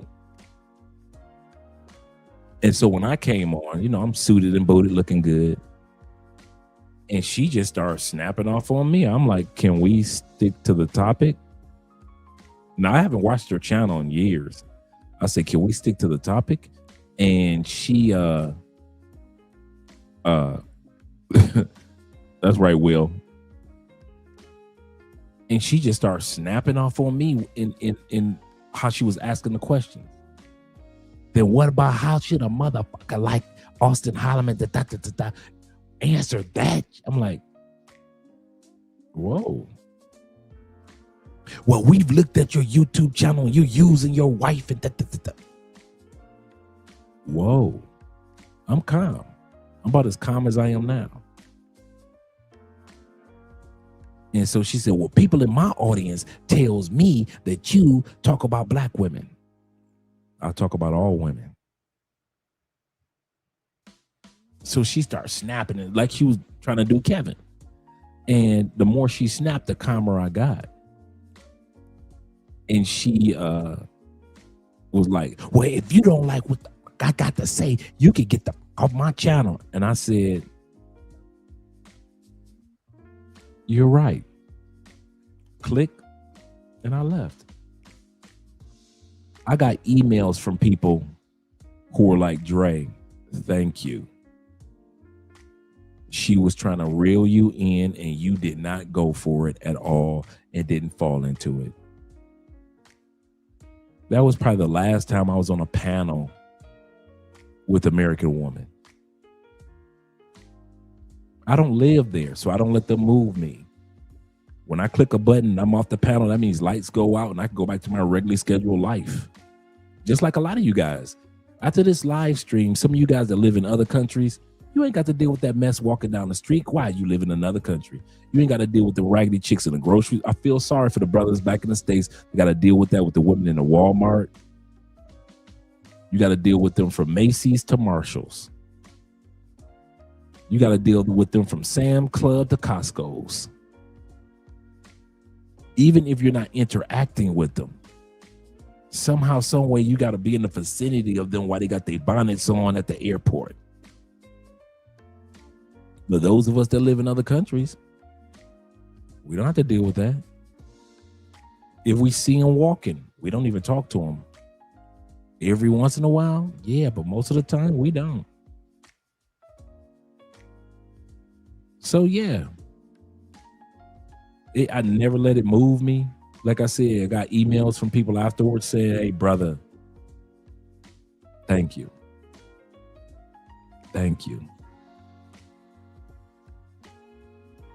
Yeah, oh, you said you stopped watching after that night?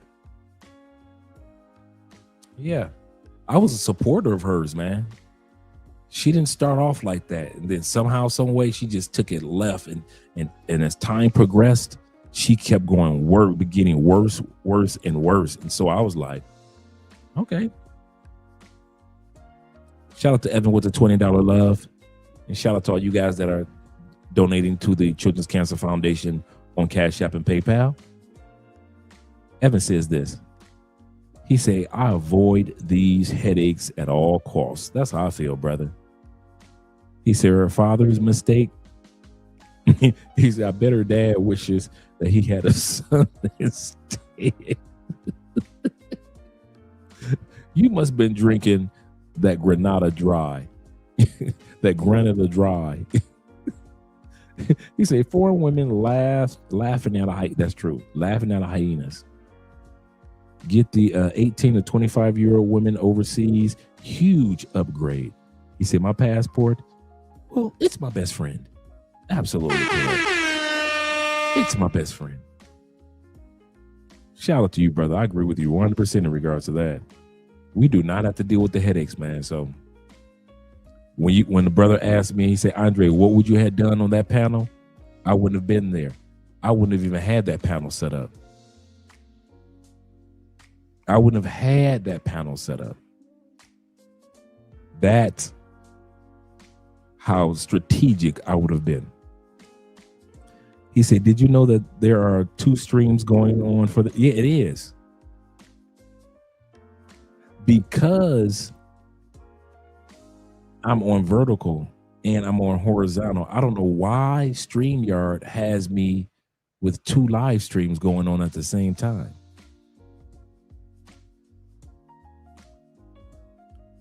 He said, wait, was she on Kendra G? Sorry for the mention. I don't know if Jenny on the Block was on Kendra G. I know she was on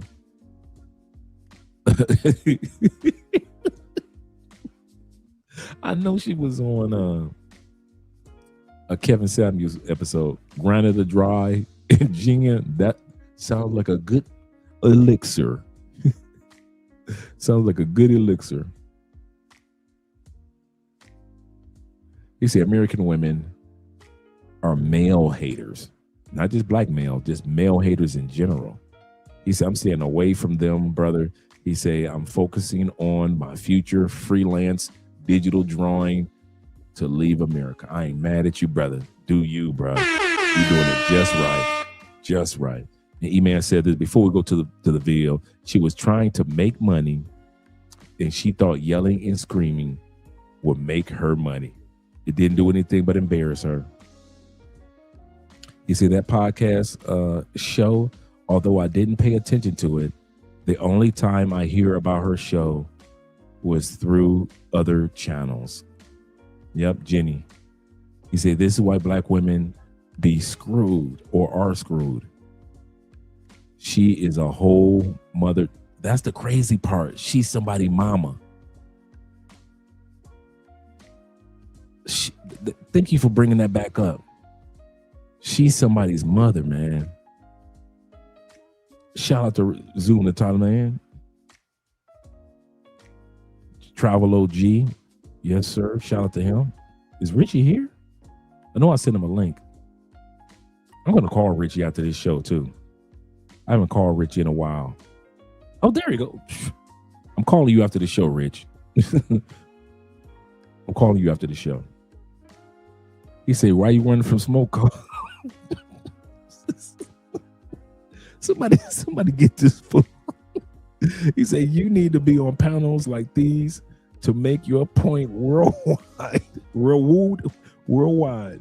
Need that." No, I'm done with the panels, Rich. I'm gonna give you a call afterwards, man. Why you don't want that smoke? No, man, my days. No, if I wanted to smoke, I'd have stayed in the States. Hey, you see I'm rocking the shirt, Richie. Hey, Rich, do us a favor. Drop the link to where we can get your t-shirts. Guys have been asking about your shirts. So do me a favor if you can. Drop the link in the channel for guys to be able to reach out and get your shirts. Yes, sir. Shout out to Richie. Been learning a lot. Yes, sir. We all have. Let's go back to the video. Between Richie and Theo and the rest of you and Evan, you guys tonight. I'm still like black women after this. I'm still like black women after this.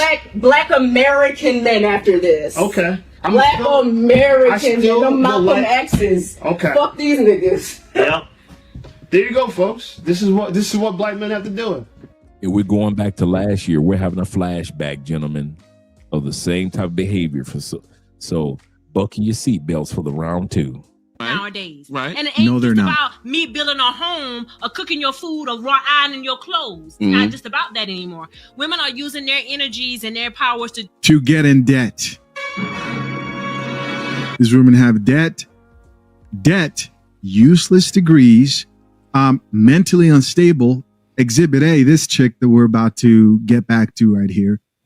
Shout out to my man Shay Tarzed on. Make sure you subscribe to his YouTube channel, The Coffee Pot.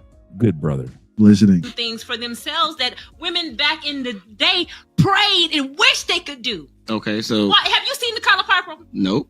I don't even You want to haven't look at seen that The Color shit. Purple, not even the I news. don't like that shit. If you look at it, Celia was in a relationship with Mr. where she was suppressed as a woman. But she could not use her gifts for what she wanted to do because every time she felt empowered, he would drain her energy from her body, climbing on top of her.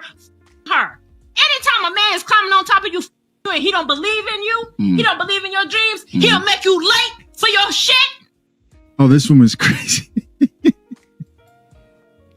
Okay, it's about to get personal.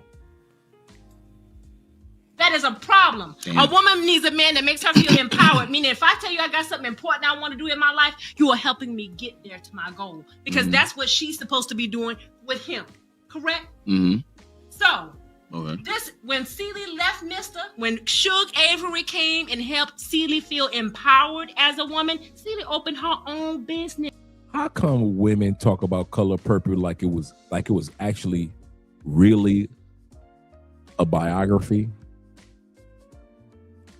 Women talk about Color Purple as if the characters actually lived.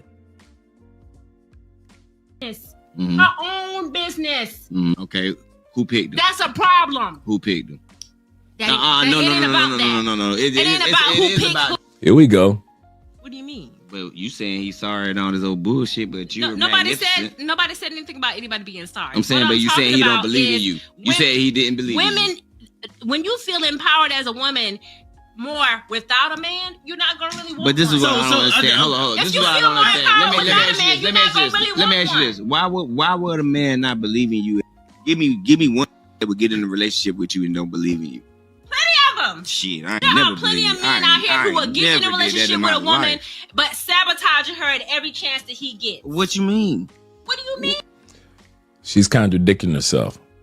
How can you have a man that you said that you got with, you chose this man, and you said that he believes in you, but yet he's sabotaging you? Which one is it? Either way, it is on you, ladies, and that's what you have to come to the conclusion of. Choosing the wrong man, that's the norm in the United States. Of course, that's what many women in the United States do. Choose the wrong men. Drake, Blake, have you ever been like that? I ain't never met a You have some women that want to work and their man don't want them to work. Like back in the 60s. Yeah. There were women who wanted to work. Their man did not let them work. Yeah. That's sabotage. No, it's not. Yes, it Hell is. no. It's making sure he makes sure that another to get his goddamn woman. He You ain't see, goddamn that's sabotage. Yeah, he real. Insecurities. Nah, that Security crazy. sabotage for being the best version of herself that she could be. What you That's the shit that I'm talking Man, about. you just guess what? You want to be a wild ass hyena and get in the damn streets with them little ragged. Can I?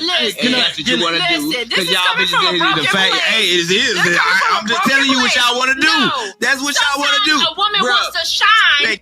Out of here. Star Y'all that want to she get in these is. packs like y'all. She said sometimes a woman want to shine like the star she is, and you men are holding them back. He said, "Dre, you don't have Richie as moderator." Oh, the humanity! I don't have the ability to set the moderation up anymore. We only have certain aspects of the channel that we're able to take advantage of. In the moderation part, let me see. Wait a minute, am I able to do that? I don't think so. Nope, I'm not. I would have been had Richie as moderator a long time ago. Oh, the humanity. He said Richie can't post a link unless he's a oh wow. I didn't oh yeah. I did not know that.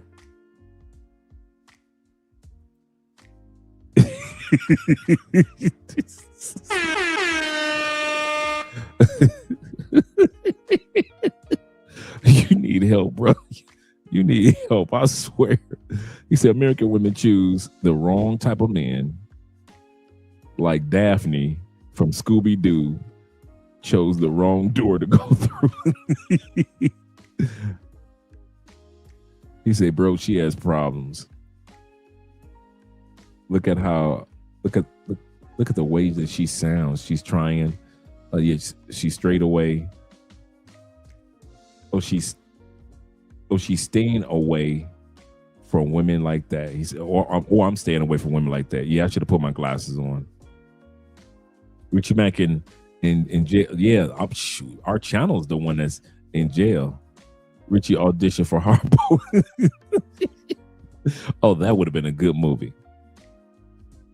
That would have been a good movie. Women want a shot. Let me tell you, first of all, Come on, I'm not a man. woman that hang in packs. I'm saying, but most of I'm we an talk about Afro-female, most and of I don't women. even We need a talk about, pack. but I don't it's need no no such giggling thing.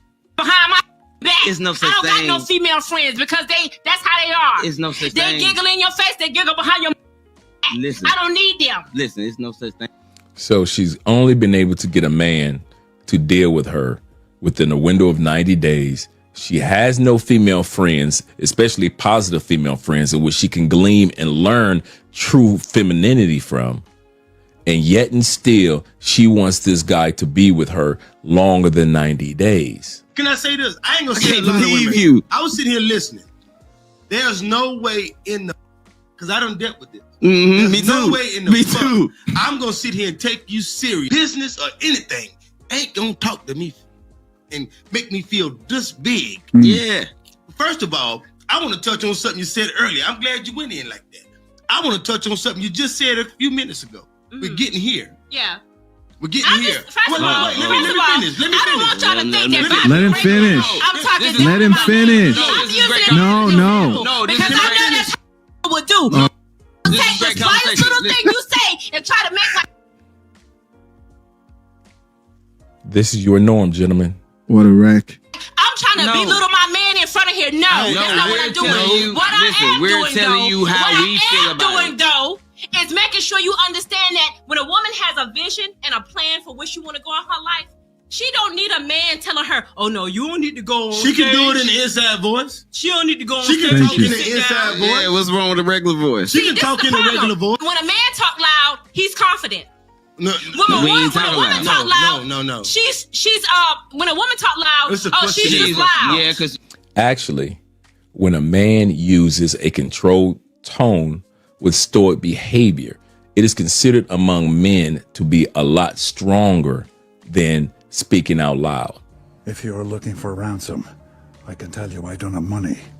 But what I do have are a very particular set of skills.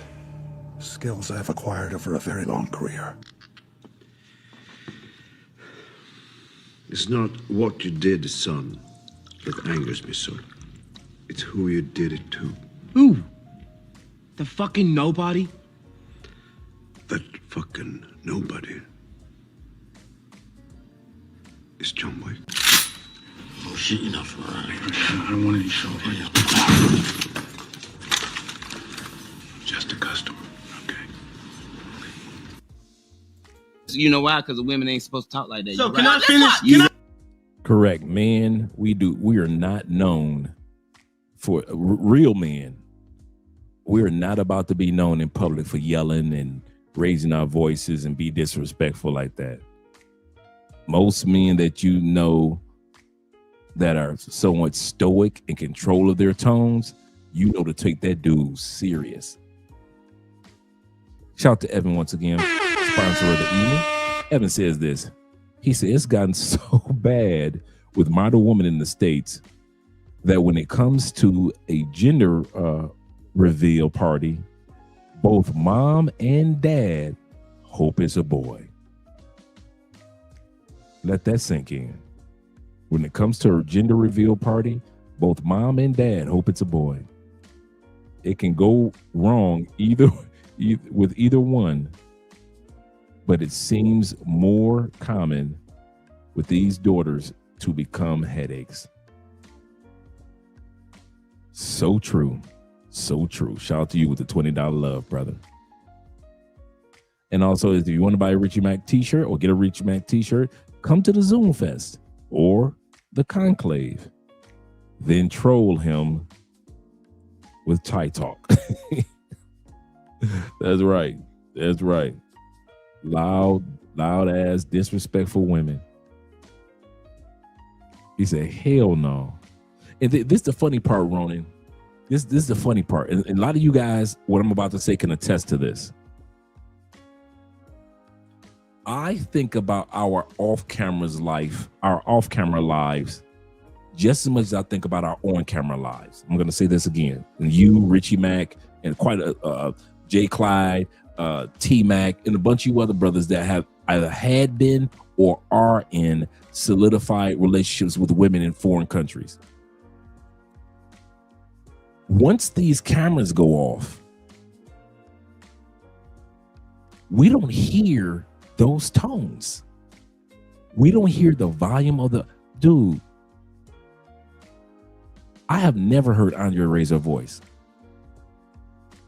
We will be married this Saturday for 6 years. I have never. Now, when she's serious or when she's angry, she's monotone. Her voice gets low and she gets serious. But I'm like that too. So even if we're in a disagreement, Andrea and I will sit back. It's the funniest thing, dude. Especially when you're a black dude, you're used to women in the States yelling. It's the fun. When you see me and Andrea in a disagreement, I am so calm and collective. And I talk like, I just don't agree with that. And here's what we're going to do about it. This is how I talk when in an argument with Andrea. Andrea will say, I understand, but we should at least talk about it before we do it. I'm just making up something, right? That's our argument tones. True story. I mean, literally, dude, that's the tone of our arguments. And we may talk or so-called argue for maybe like 5-10 minutes, but the volume never goes up. I'm so used to in the state. My point is, when these cameras go off, T-Mac can relate. He's probably had women that don't yell at the top of their lungs. Ronan can probably relate. His girl doesn't have to yell at the top of her lungs to get a point across. Richie can probably relate. Elle doesn't have to yell at the top of her lungs to get her point across. A lot of you guys can relate. You got girlfriends and lady friends in other countries or wives or whatever.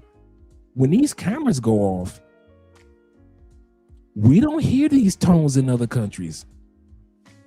Now, some of you guys do, when I say that everybody has a low tone in every country, but most of the women that we deal with, we don't deal with that. The only time we see women yelling is when we turn these cameras back on. We can't relate to y'all back in the States. We can't relate to y'all in UK or Canada with all that yelling back. We can't relate to that anymore. Seriously, when these cameras go off and we go to our regular day scheduled programming of our lives, these men that I just mentioned can't relate to women yelling at the top of their lungs, calling them out of their name. All the years Andre and I have been together, we have never come close to calling each other out of each other's names, ever. Yeah, you gonna get with them European girls, and them European girls gonna call you the N-word.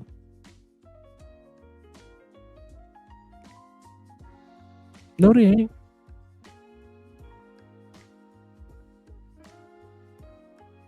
I ain't heard no brother say, I went to Europe and I broke up with my girl because she called me the N-word outside of bed.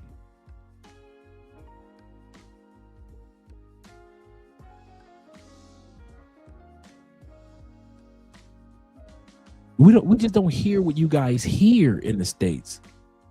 And this I just said this to encourage you.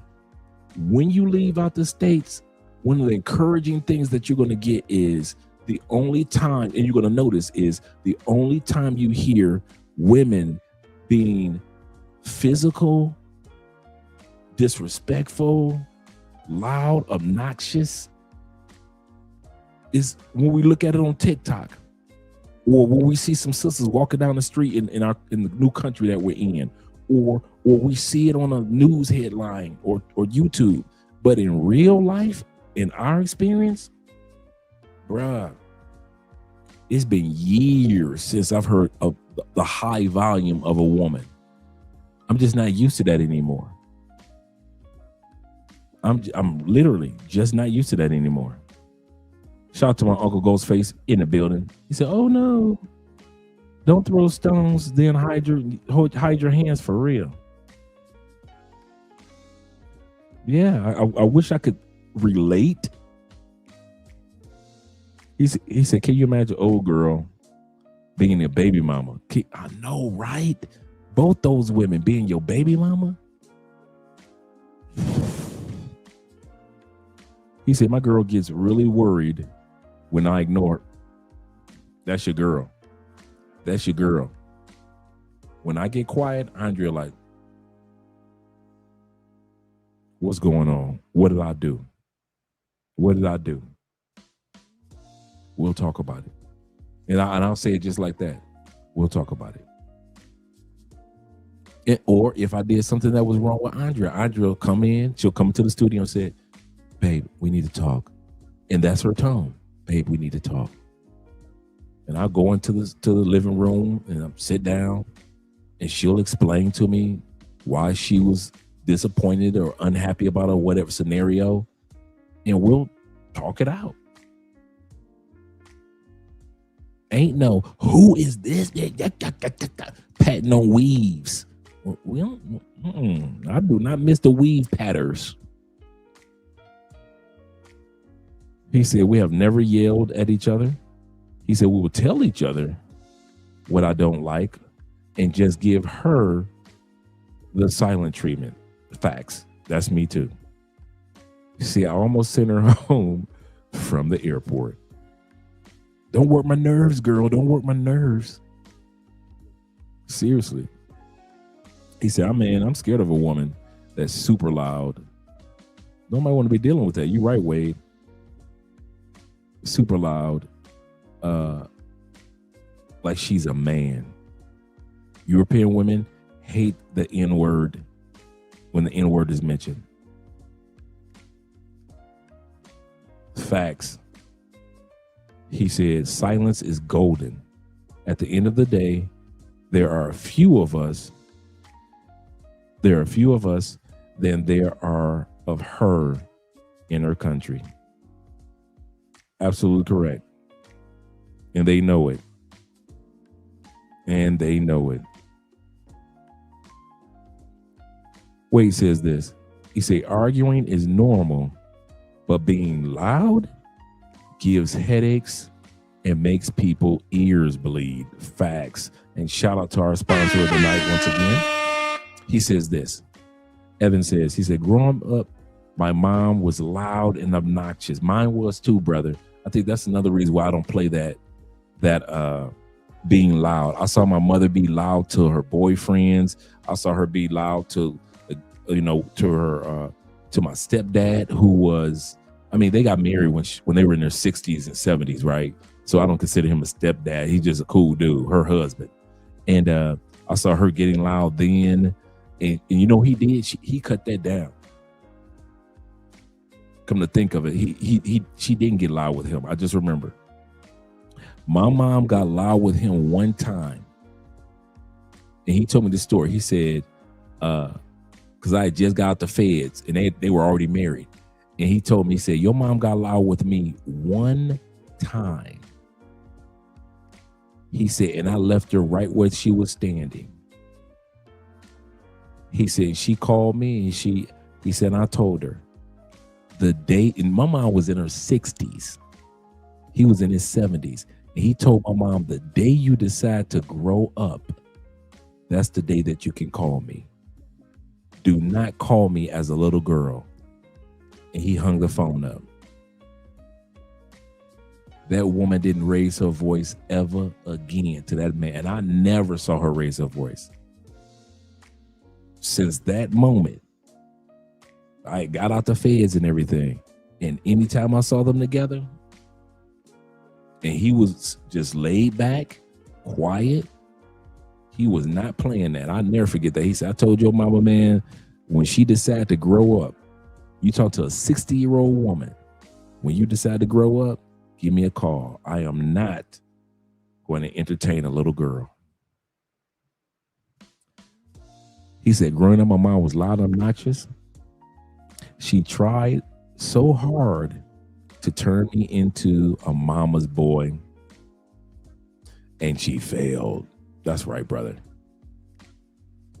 He said, I'm happy that I cut her out of my life for over 2 years ago. He said, my father was smart to leave her before I was born.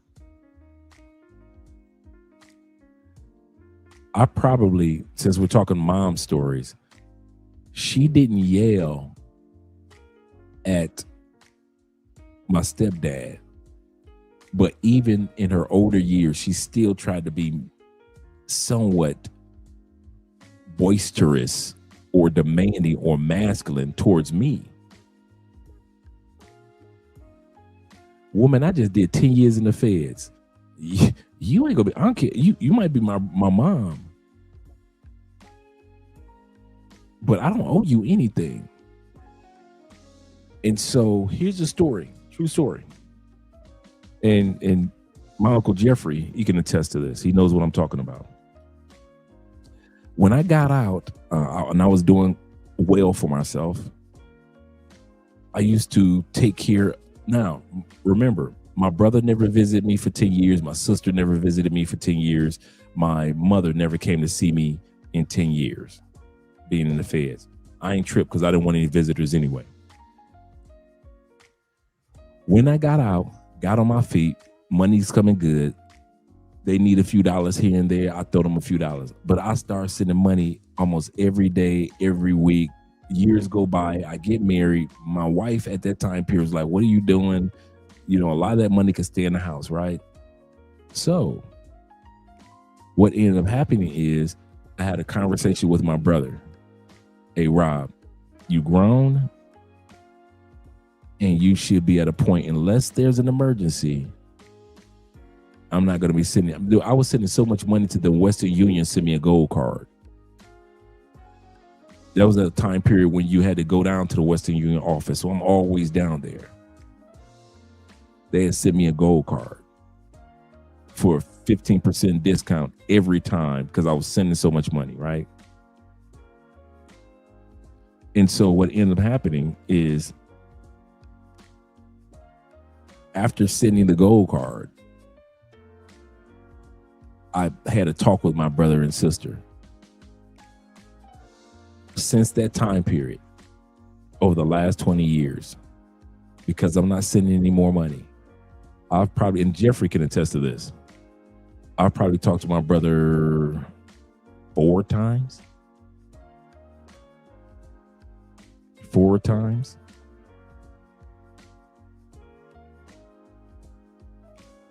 My mom, I probably talked to my mom before she passed on. Wow, the day that my mom passed on was yesterday, December 11th. I probably talked to my mom, and this was probably 10 years ago when she passed on. In the 20 years prior, before, when I got out the feds in 99, I probably talked to her. And after, let's put it like this. After I mentioned to her, I'm not going to be sending any more money. I will help you with the budget. But if there's an emergency, and I don't care if it's a monthly emergency, hit me up. I got your back. But I'm not sending money every other day. She stopped talking to me. My brother stopped talking to me. Candy and I have always been close. My brother lives with Candy.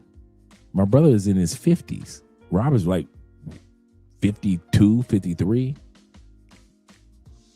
like 54. Haven't spoken to him except maybe once in the last 8 years.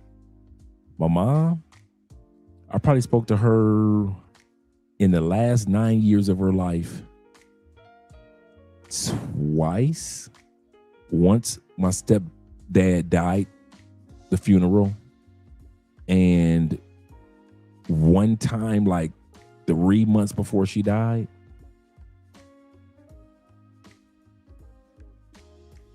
And the person that gave me peace about it, even before all this unraveled, was Jeffrey's mom, my grandma.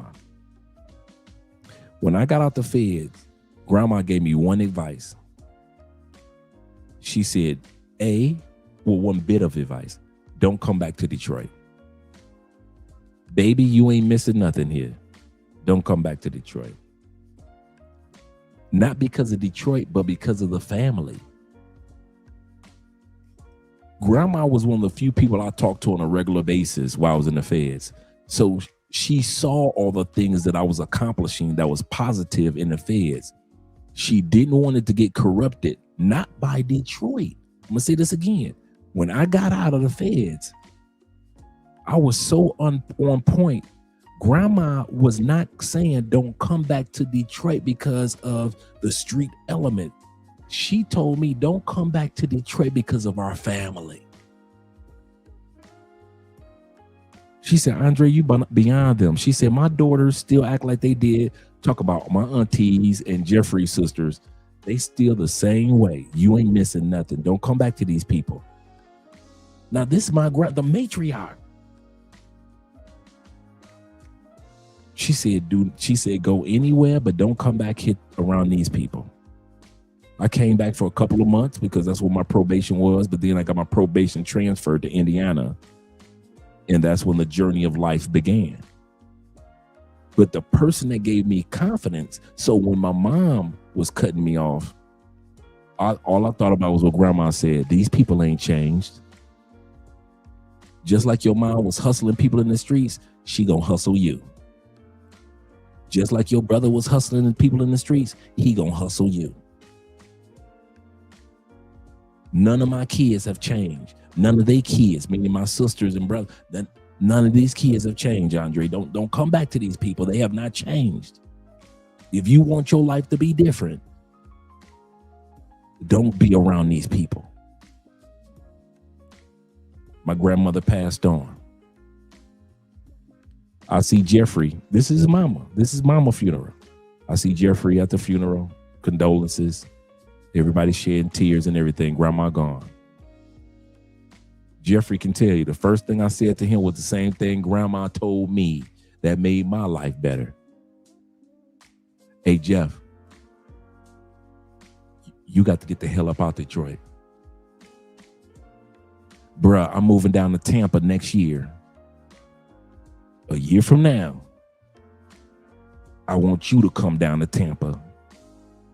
We're going to ride this thing called life out. And our lives have been progressed. Now, Jeff about to move down here to Columbia. Family was this. When Jeffrey, I wasn't saying Jeffrey move away from Detroit because of Detroit's sake. We love Detroit. I was giving Jeff the same advice that Grandma gave me. Sometimes you got to get away from your own people, like God told Abraham, like God told Abraham's father Tamar, like God told Isaac and Jacob. Sometimes you got to get away from your own people. It ain't the people of your city that's gonna tear you down. It ain't the people in your community that's gonna tear you down. It's the same people that was born and raised up under your roof many times that don't see the vision of life the way that you see it. And I know it's disappointing to some of y'all, but just like we say, the wife or the girlfriend was in the gym while you were shooting them shots like Kobe during practice. Guess what? Neither was your family. And some of y'all were in the gym doing amazing things. Now you can go to the full courts and slam it like Jordan. But your family can't relate to you, even though you can slam like Jordan. And you could throw that ball like Joe Montana.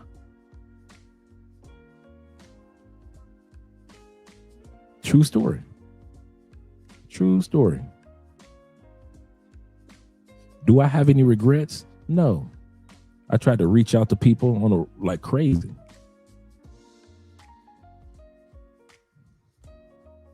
Evan said this. He said, I learned about my father from my older sister. Me too. True story, from my sister Maria. From my dad's side. My mom didn't tell me any stories.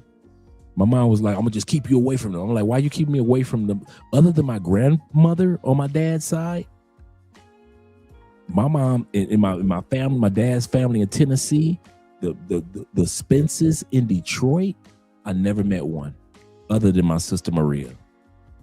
If you were Spence, my last name Spence. My dad, my mom's side is Taylor, Jeffrey side of the family. I never met any of the Spences. And I asked her why one day, and she was like, because the Spences are evil. That's the best that I got. The Spences are evil. And me and Jeffrey would be laughing because we like, as if the Taylors weren't, you know. He said, I learned about my father from my older sister. He said, from my dad's side. He said, I look like him. He said, I act like him. He said, like my dad, not my mom. Never met him. Never met my dad either. He said, but I'm glad I'm his son. Absolutely correct. He said, like father, like son. Tiger father, tiger son.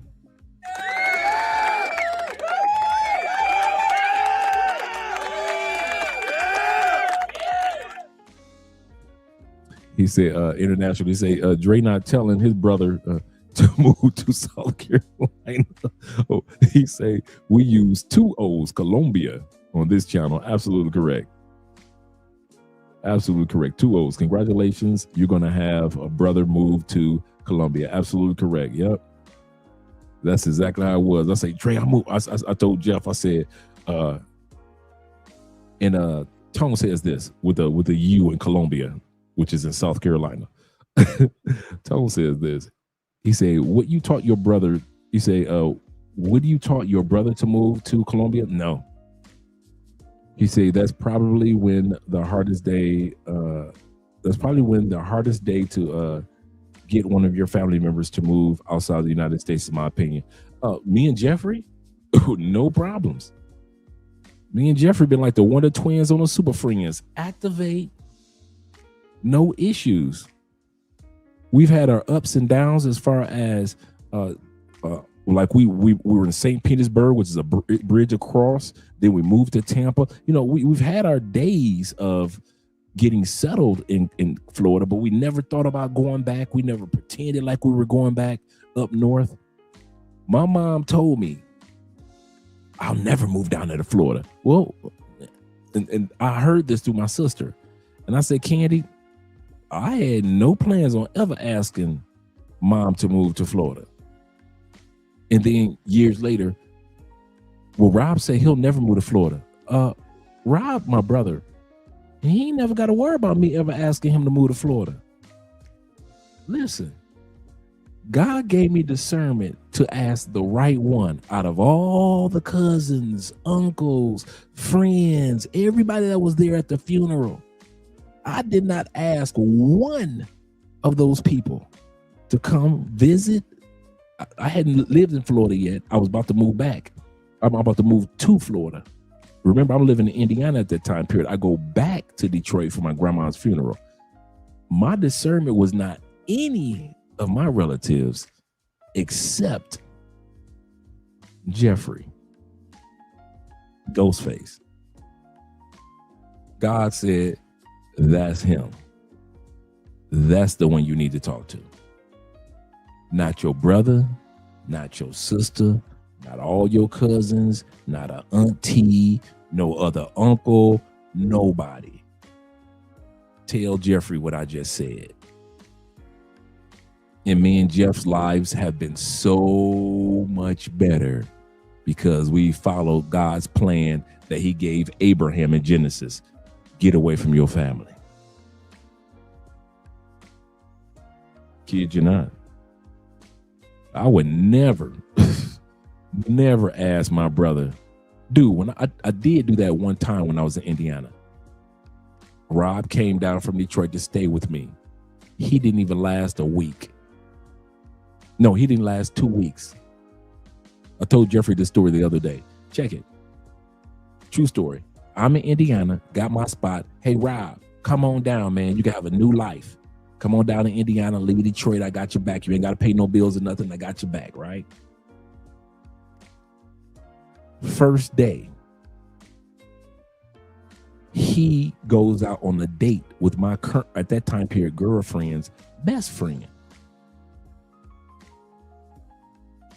They both weed heads. So now he been smoking weed all day, high as a kite. I take him out to get a job. He gets the interview. They said, we're going to drug test you tomorrow.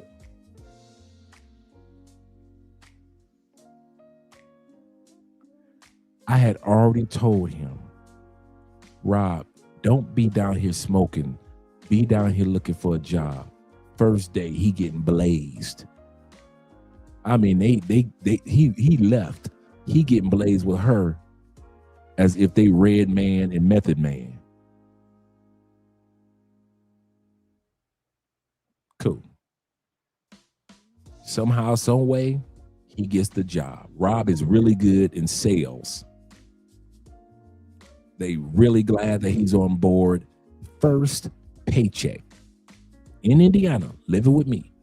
First paycheck. Now, in that 2-week time period, before he gets his first paycheck, he meets a couple of good sisters. And I mean some good sisters about their business.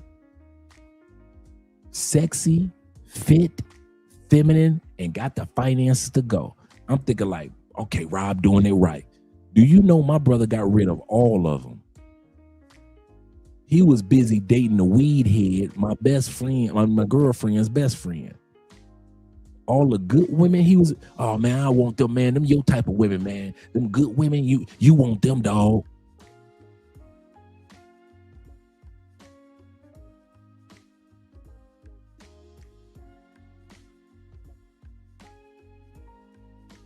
Okay.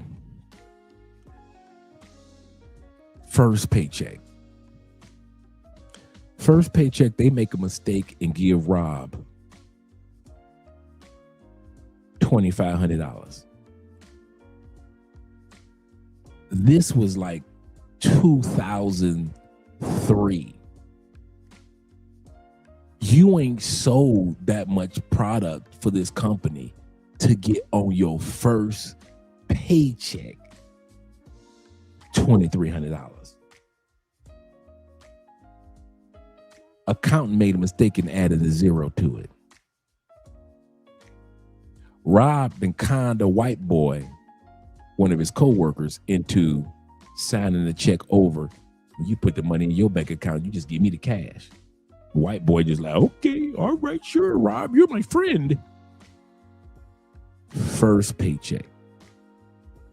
Rob then bought him some weed, some wheels, a new car, used car.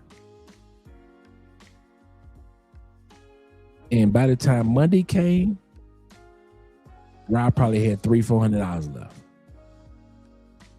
Now, you know and I know HR coming for their money. They gonna recognize that that zero was a mistake. Rob gets to work Monday. True story. The white boy gets to work before Rob because Rob is kind of like second shift. They already pulled a white boy in the HR like, yeah, we saw this check being cashed, extra zeros. Where's our money? White boy say, hey, Robert Spence is your man. Rob walk in. HR. Extra zero, where's our money? Rob like, I don't know what you're talking about. I thought that the money that I was supposed to get. No, he was supposed to get $250. But what does he do? He keeps the whole $2,500. I found out about it because he's at home when he was supposed to be at work. I said, what happened? Man, the mom fired me, man. So he explains what happened. I said, wow. What you gonna do, man? I am. I say, this is not gonna work, Rob. What you mean? I say, here's what I recommend you do. Take your car and your weed and the little cash you got left and drive back to Detroit. I say, you need to have your stuff packed within the hour. F you. I'll take that. I expected that hood response anyway. And Rob packed his stuff up, got in his car, and the next time I saw Rob was at our stepdad's funeral, maybe 10 years later. Maybe 10 years later.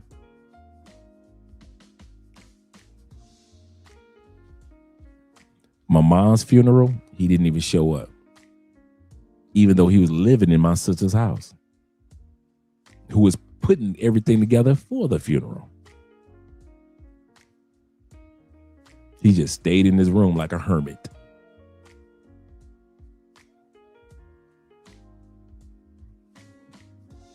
So all you guys that think that you got issues with your family, it's okay.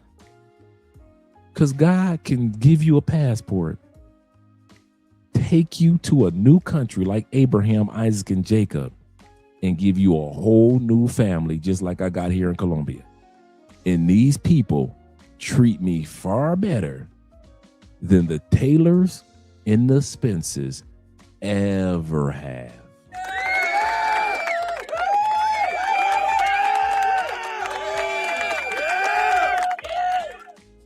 So no, I won't be asking Rob to come down to Colombia. Not at all. Not at all. Zeta said, I've learned family will do you worse than the streets. I had to get away from some of them myself. Absolutely correct. Let me hit the super chat for my brother Evan. And Evan says this. He said, Andre, I'm going to send you a picture of my dad and a picture of me in an email. You would definitely see the resemblance. Okay, cool. Cool. Wow. He said, I'm hating on you. Talking to Will. He said, you met both of them. Or I'm dipping into somebody's conversation. Oh, he said he met Redman and he said it was scary. He said, I met them in Amsterdam in the 90s. I could imagine. I couldn't imagine. Oh, yeah. Redman still got skills, too. Both of them still got skills. Rob didn't want those type of... He didn't. I remember he introduced me to one sister, man. She was like Miss Corporate. Like, she had a high position. She invited me and Rob to, like, the corporate picnic, company picnic. I mean, just the sweetest, attractive sister, man. Just down to earth, man. I think she was like 31, 32. And I was like, just for a minute, I was like, maybe my brother is growing up.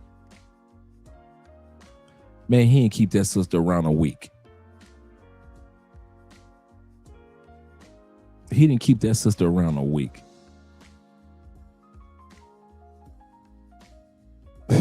Yeah, Rob was playing games.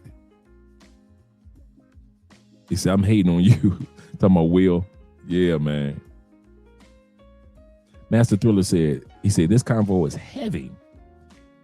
He said, I'm ready to learn my family. He said, I'm ready to leave my family now. He said, my sister and I never get along. And she acts just like those women. Her 2 kids are rude and wild. My mother got a lot of issues. And I'm tired. And I have had more peace living the Abraham life. And you guys wonder if I keep on mentioning Abraham. In Genesis chapter 11, verse, here we go. Genesis chapter 11, the last 5 verses. God goes to Tamar. Tamar is Abraham's dad. God said, Tamar, hey, I need you to do this. Take your family. Abraham, take your his brothers. Oh no, Abraham, take Lot, his son. I mean, not Lot his son, but Lot his grandson. What happened was Moriah, Abraham's brother, died. He had a son named Lot. When God tells Tamar, Abraham's dad, the granddad, in other words, Dad, take all your sheep, your cattle, all your stuff. I'm taking you to the promised land. Make sure you bring your grandson, Lot.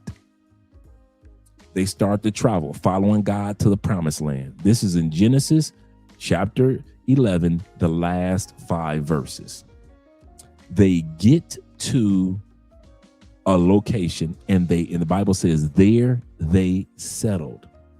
They name the location Moriah after Abraham's dead brother. The father says, I'm going to name this land after Lot's dad, which is my son who died. God did not tell them to settle there. Some of us got people in our family that made it to a certain location and they began to settle. Genesis chapter 12, verse 1 through 5. So chapter 11 is the last 5 verses. Chapter 12, you're going to look at the first 5 verses. God goes to Abram. He's not called Abraham yet, right? He goes to Abram. I told your daddy, I'm taking you to the promised land. He settled. I need you to take your land, your family, your cattle, and take your nephew Lot with you. to the land that I promised y'all. And then when it was Jacob's turn, and then when it was Isaac's turn, each one of them were sent to for their own land in their own way.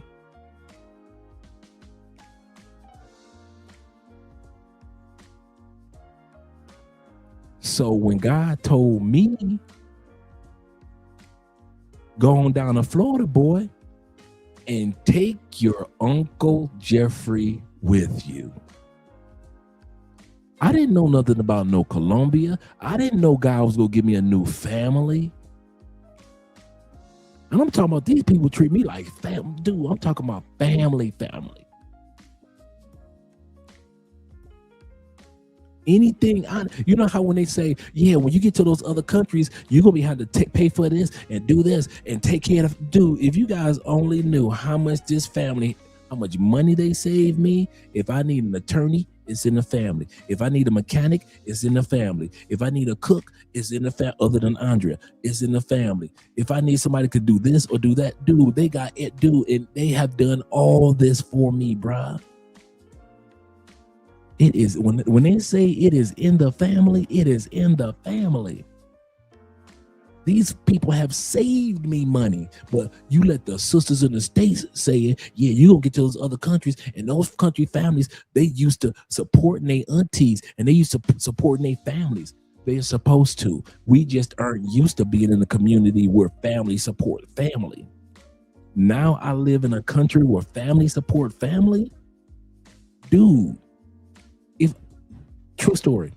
If I gave Andrea's mom and dad $100 every other month, it still wouldn't equate to the amount of money these people have saved me since I've been here. The people that they have introduced me to, the places they were like, go here, don't go there. Do this, don't do that. I'm gonna bring this person by. I'm gonna make sure that you get this. How you think, who you think I got my life insurance policy down here, MetLife? My life insurance agent was Andrea's cousin who sells life insurance. Now I got life insurance in the States, but I wanted some in Colombia too. The life insurance and got a great deal. Full coverage, everything, international coverage. No matter where we go, anything happens to us around the world, we're covered. Cousin.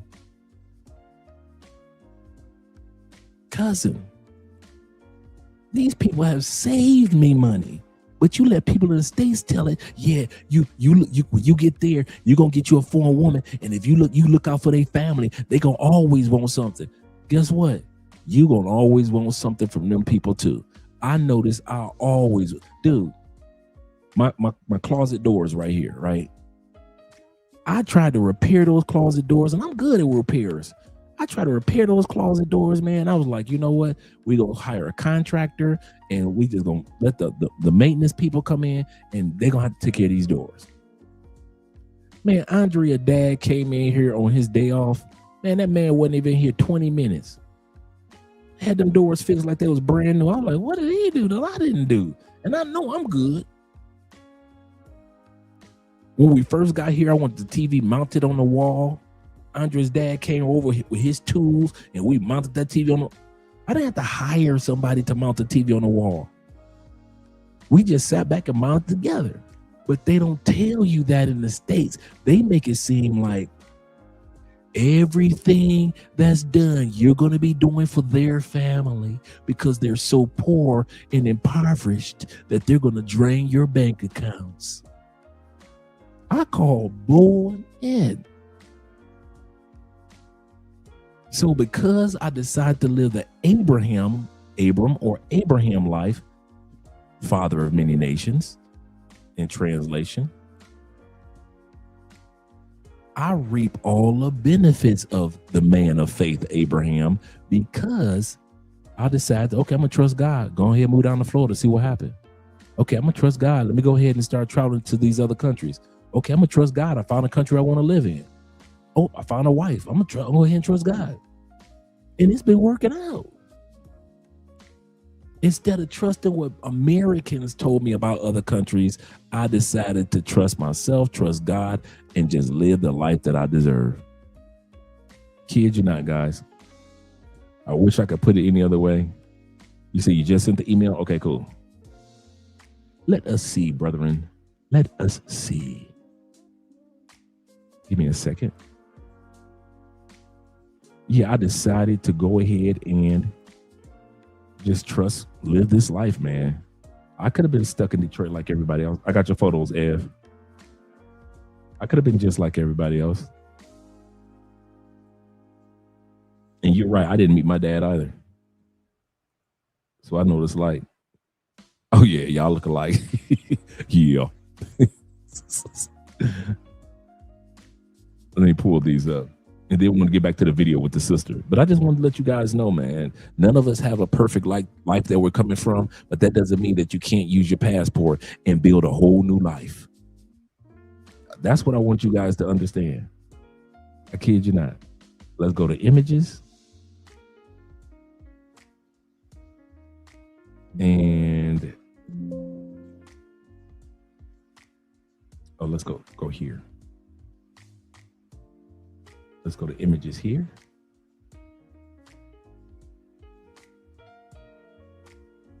And let's remove this for a second and bring up our brother Evan image.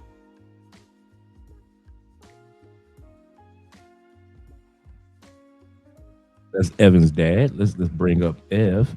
Let's remove the dad. Let's bring up Evan right there. What am I doing? Get it together, Dre. So now we got our brother Evan in the building. And his dad that he had not met.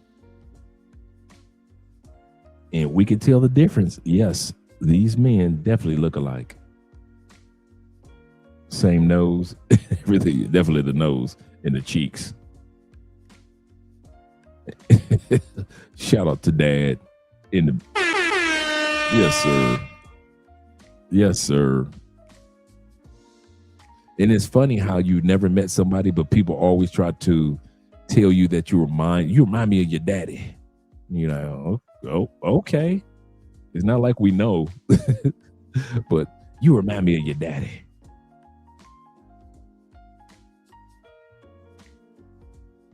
He said, I can vouch, coach. He left me in Medellin, so you know what? You know what, Richie? We doing it like that. So he could get back to his boo. True story. I left you in good hands in Medellin. I left you with T-Mac. You were in good hands in Medellin. Thanks, Evan, for sharing your story as well as sharing your photos, brother. I appreciate you, man. I really do. Let me bring this back to stage. You're right. Both of y'all, if y'all think that I'm up here being some type of way because I don't need neither one of y'all for shit, and you're not gonna sit up here and talk condescending to me either. Because I rest my case. I am a strong woman. I am a empowered woman. And I don't take shit off of no. I don't give a my daddy, my brother, my man. Why sitting next to me on stage.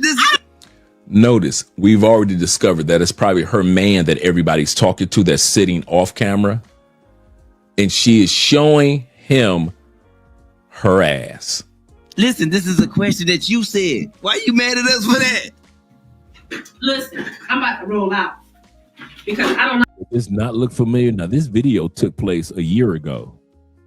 Almost a year and a half ago. Does not this childishness look familiar? I feel disrespected.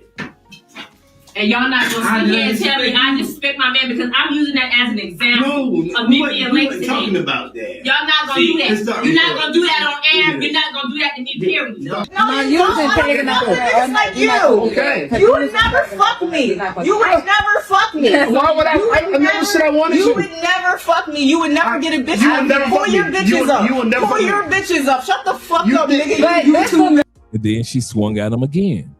Let's look at it real quick. Then she swung at him again. As an example of me being late today. Talking about that. Y'all not not gonna do that. You're not gonna do that on air. You're not gonna do that to me, period. No, you've been taking out It's like you. Okay. You would never fuck me. You would never fuck me. Why would I never said I wanted You to. would never fuck me. You would never get a bitch. You would never Pull fuck your me. bitches up. You would never Pull fuck your me. bitches up. Shut the fuck up, nigga. But You this is a moot point. I think she went for the It doesn't matter. I think you said Like, it don't matter. you said you're professional women. YouTube ass nigga. I'm 40 years old. I'm YouTube. Where your 401k, nigga? Shut the fuck up. Some of y'all got anger issues. They've been undiagnosed. Some of y'all got anger issues. Talking about it's cultural. Talking about I'm passionate. You're angry, sir. You're angry, ma'am. It's not even a mental illness. Some of y'all just got undiagnosed anger. You're an angry person. And you know what I don't like? I don't like black women hiding behind I'm not the angry black woman trope. I don't like how you can't say you angry because you're black, because you're a black woman. If you angry, you angry. Like I don't think it's fair that black women are held to one standard. This is how we're supposed to be, how we're supposed to approach everything, how we're supposed to respond, how we're supposed to answer. And if we don't answer the way they think we should, then we're labeled as we got attitude or we're aggressive. Like that one, I don't agree with that. Because it's the angry black woman. But if you're it's the angry black That's woman. my point. But why? Is it true or is it a myth? But it's a thing, right? Either way, right? It's a thing because people make it a thing, including. So it goes back to the way I react to things, would get right? mad at that. So it's the thing. So it goes back to the shit. I take my mother, and black woman, right? Mm-hmm. Fit the same shit, right? And I tell her the same thing. Like, you can't react like that to everything and everybody, right? You can't. Why? You can't. I'm saying why? Why? You're can't. Because she's a black woman. Because This is crazy. This woman is literally asking her, why can a black woman yell at people? Which is wrong. Exactly. Which is wrong. You can't react with attitude to every. My mom just got out. Listen, she in the hospital having open heart surgery and giving these people attitude. You just got your goddamn chest cut open. You're in there giving these people attitude. I told, listen, these people got your life in their hands. You got to be able to turn that off at some point. A lot of black men are starting to shy away from black women. We're angry, we're loud, we're violent. We always demasculize men, and that's exactly how black women are. If you can't answer to the man who you having a baby for, you can't answer to nobody. 80% of y'all ain't even married to the man you're having a baby with, so you ain't answering to him. Yeah, but a lot of black men out here broken. They are. And I'm not saying they not. Stop. They not, I'm Stop. being honest. Stop. I love black Stop. men. Stop. That is another of those classical, typical deflections. No, what does a broken black man have to do if you don't let him inside your womb? Preach, Kev. Thank you. You're making babies with crazy men and broken men. Don't ask for it, and if you do it, you take all the smoke that comes with it. You can't argue that. Do y'all want to sit around and talk about the black man, This is on y'all. Yeah, but it's different because we actually don't want to give up on black men. We love. He's toxic, he's a narcissist, he's gaslighting, he's cheating, he's abusive, he's violent. That is all you fucking hear from women. All the time.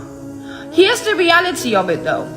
Not every single man in the fucking world is a goddamn fucking narcissist. Not every single fucking man in the world is abusive. Not every single fucking man in the world is violent. Stop. Not all men are out there fucking cheating on you. Girl, you seem to think very highly of yourself if you think a man is always cheating on you. And you must think very highly of yourself if you consistently think a man is abusive or is being a pervert just for looking your way. It's always about you. Every relationship you've been in, there's been an issue. but it's always the guy, it's never you, which just tells me so much fucking more about your goddamn mentality. Maybe you need to go and check yourself and realize that there might be a big ass chance here that you're a fucking narcissist. Okay. Another thing that I have noticed, you know, that us ladies, not me, because I'm not going to bash my black men, right? Because I see that. How can y'all say y'all want a man, a good man, if every time I turn around, y'all bashing him, and then y'all do it publicly on social platforms? Ain't that a contradiction? Facts. And a lot of y'all be trying to manifest, you know, this perfect man that y'all want. But in the same breath, you bashing the same group of men? Y'all got to make it make sense. Y'all do stuff backwards. I actually think y'all block y'all blessings sometimes. Because you say one thing and then do something else. Yes, ladies, you do that. I've been watching y'all. Listen, I'm just asking questions, okay? Just ask. All right, that's the end of the live stream for this evening. Hope we all learned a lesson, not only about our families, but the families that of others. And do realize, man, you guys deserve better, man. I know you're going to stay in the States, many of us, nothing wrong with that. But you got to vet now. You cannot just let somebody come in your life because she got a big butt and a smile. That smile can turn upside down like we just saw with these ladies tonight. And you will see the side of some of these ladies, man, that's so dangerous. They don't care if they got to punch themselves in the face so you can get locked up. Yeah, for real. I would have to need that to be with those women. You need top flight security of the world, Craig. Top flight security of the world to deal with some of those ladies. Shout out to Zeta in the building once again. Zeta says the good men are done. Go back to the toxic dudes. Absolutely correct. And shout out, make sure you guys check out our brother Chaos Reigns. He will be broadcasting after this live stream. So just click the link and go over to his channel because we are at the end. We'll be seeing you tomorrow night. We got a great interview with our brother Jay tomorrow evening regarding his new Airbnb, rooftop Airbnb, amazing place that he has that he just opened up in Cartagena, Colombia. So we're going to talk about that and interview him tomorrow night. He say, honestly, Dre, he say, after the last 2 live streams, the only thing that I learned, if I want to live a life of peace, don't date sisters. Yeah, it's a madness out there. It really is. It's a madness out there. Let's get ready to hit these outros. Appreciate you, gentlemen. And make sure you guys make it over to our brother Chaos Reign. Let's hit this one.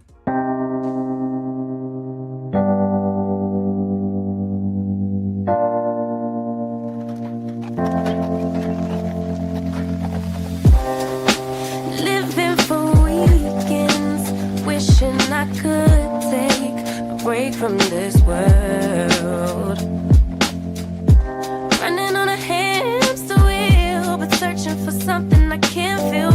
I just wanna be a lost girl and fly.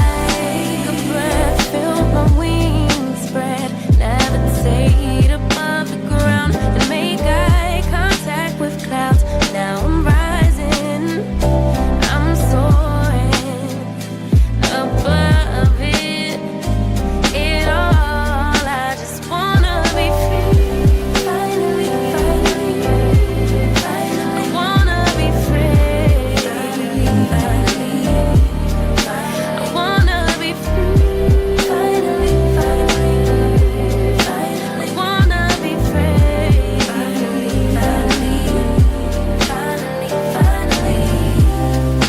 I always daydreaming, never imagined I lose my spark.